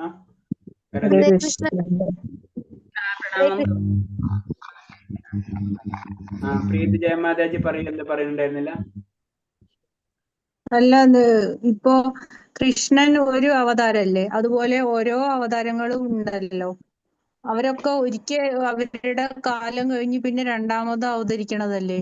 അല്ല, അതാണ് നമ്മളെ തെറ്റെന്ന് പറഞ്ഞത്. അതാണ് നമ്മൾ ഭാഗവതം ശരിക്കും ക്ലിയർ ആകുമ്പോൾ നമുക്ക് ഇതൊക്കെ കുറച്ചും കൂടെ ക്ലിയർ ആകും. ഭഗവാൻ എന്ന് പറഞ്ഞ ശ്രീകൃഷ്ണനിൽ നിന്നാണ് എല്ലാതും വന്നിട്ടുള്ളത്. നമ്മൾ ദശാവതാരത്തിലാണ് നമുക്ക് അങ്ങനെ തോന്നുന്നത്, ദശാവതാരത്തിൽ ശ്രീകൃഷ്ണൻ വന്നല്ലോ എന്നുള്ളൊരു സംശയങ്ങൾ വരുന്നതാണ്. പക്ഷെ അത് ഓരോ കവികള് അതിനനുസരിച്ച് മാറ്റങ്ങൾ വന്നിട്ടുണ്ട്. അതിന് പറഞ്ഞ പല വ്യാഖ്യാനങ്ങളും പല രീതിയിലാണ്. പക്ഷെ നമ്മൾ ഭാഗവതം ബേസ് വരും, ഭഗവാനിൽ നിന്നാണ് എല്ലാതും വന്നിട്ടുള്ളത്. അതിൽ തന്നെ 25 ഭാഗവതത്തില് അതല്ല 25 അവതാരത്തെ പറ്റി പേരടക്കം എഴുതിയിട്ടുണ്ട് ഇത്. അതുകൂടാതെ മനുഷ്യരെല്ലാവരും അവതാരം എന്നാണ് ഭാഗവതം പറയുന്നത്. മനുഷ്യരെല്ലാവരും ഭാഗവതം പറയുന്നില്ല. എല്ലാവരും മനുഷ്യ അവതാരം എന്ന് ഒരിക്കലും പറയില്ല. ചൈതന്യം ഒന്ന് തന്നെയാണെന്ന് പറഞ്ഞത്. ചൈതന്യം വേറെ, അവതാരം വേറെ. ചൈതന്യം തന്നെ അത് ഈ ഭാഗവതത്തിൽ ഭഗവതിയിൽ തന്നെ ഉണ്ടല്ലോ, മമയ വംശ ജീവലോക എന്ന് പറഞ്ഞു, എന്റെ ചൈതന്യമാണ് എല്ലാവരും എന്ന് പറഞ്ഞിട്ടുണ്ട്. മനസ്സിലായില്ലേ? അത് ഇപ്പൊ വരുന്നുണ്ട്, നമുക്ക് ശ്ലോകം തന്നെ വരുന്നുണ്ട്. അപ്പോ അർജുനന് ഈ ഗീത ഉപദേശിച്ചപ്പോൾ അർജുനനായിരിക്കണ്ട ആദ്യത്തെ ഗുരുവായി വരുന്നത്. അർജുനന് എനിക്ക് മനസ്സിലായില്ല ചോദ്യം എന്താ പറഞ്ഞത്. ഗീത ഉപദേശിച്ചത് ആദ്യമായിട്ട് അർജുനാണ്. അർജുനനല്ലാന്നല്ല ഞാൻ പഠിച്ചത്, അതിനു മുമ്പ് വിവസ്വാനുണ്ട്, വിവസ്വാൻ ഉപദേശിച്ചു. പിന്നെ മനുവിനു. പക്ഷെ അർജുനൻ ആ ഗുരു പരമ്പരയിൽ എവിടെയും കാണുന്നില്ല, എവിടെയും ഇല്ലല്ലോ അർജുനനില്ല. അത് പറഞ്ഞില്ല, അത് ഗുരു പരമ്പരയിൽ, ആ പരമ്പരയിൽ ഞാൻ കൊടുത്തു, രാജർഷികൾക്ക് ഞാൻ കൊടുത്തു. അത് കുറെ കാലം കഴിഞ്ഞപ്പോ നഷ്ടമായി. പിന്നെ അങ്ങനത്തെ ഒരു വ്യക്തിനെ കൊടുത്താൽ, ഇത് അങ്ങനെ ആത്മീയമായിട്ടുള്ള ഞാൻ എല്ലാവർക്കും ഇങ്ങനെ എടുത്തു കൊടുക്കാൻ പറ്റുന്നതല്ല. അങ്ങനത്തെ ഒരു വ്യക്തിക്ക് രണ്ടാമത് ഭഗവാൻ കൊടുക്കുള്ളൂ. അങ്ങനെയാണ് പിന്നെ അർജുനൻ വരുന്നത്, അർജുനന് കൊടുക്കണം. ആത്മീയ ജ്ഞാനം ആ ഭക്തർക്ക് മാത്രമേ കിട്ടുള്ളൂ. ഹരേ കൃഷ്ണ. അത് കഴിഞ്ഞ് പിന്നെ ഉദ്ധവ ഗീത എന്ന് പറഞ്ഞിട്ട് വേറൊന്നുണ്ട് ഭാഗവതത്തില്, ഉദ്ധവർക്ക് ഉപദേശിച്ചേ. പക്ഷെ ഉദ്ധവർക്കുള്ളതുണ്ട്, അത് വേറെ ഉണ്ട്. അതല്ല, അത് ഇതായിട്ട് ബന്ധമില്ല പ്രഭുജി. അത് ഭഗവാന് ശേഷം വരുന്ന കാര്യങ്ങൾ ജനങ്ങളെ ബോധ്യപ്പെടുത്താൻ വേണ്ടിയിട്ടല്ല ഉദ്ധവരോട് പറയുന്നത് ഭഗവാൻ. അതെ, അത് വേറെ കാര്യങ്ങൾ. അങ്ങനെ പല കാര്യങ്ങളും ഉണ്ട്. എല്ലാം കൂടെ നമ്മൾ മസാല ചെയ്ത് കഴിഞ്ഞാൽ നമുക്ക് പ്രശ്നങ്ങൾ വരും. നമുക്ക് പതുക്കെ പോകാം. ഹരേ കൃഷ്ണ. ഹരേ കൃഷ്ണ. ഹരേ കൃഷ്ണ. ശരി. പഞ്ചകൽപരൂപേച്ച കൃപാസിന്ദേവച്ച പതിനാം ഭാവനേഭ്യ വൈഷ്ണവേഭ്യം നമോന്നും അനന്തകോടി വൈഷ്ണവഭക്തർക്ക് ജയ്, പ്രഭാതക്ക് ജയ്, ഗുരുദേവിക്ക് ജയ്. ഹരേ കൃഷ്ണ. എല്ലാവർക്കും പ്രണാമം. എല്ലാവരും നാളെ ശ്ലോകം നോക്കട്ടോ. ഹരേ കൃഷ്ണ. ക്വസ്റ്റ്യൻ ആൻസർ നോക്കാം.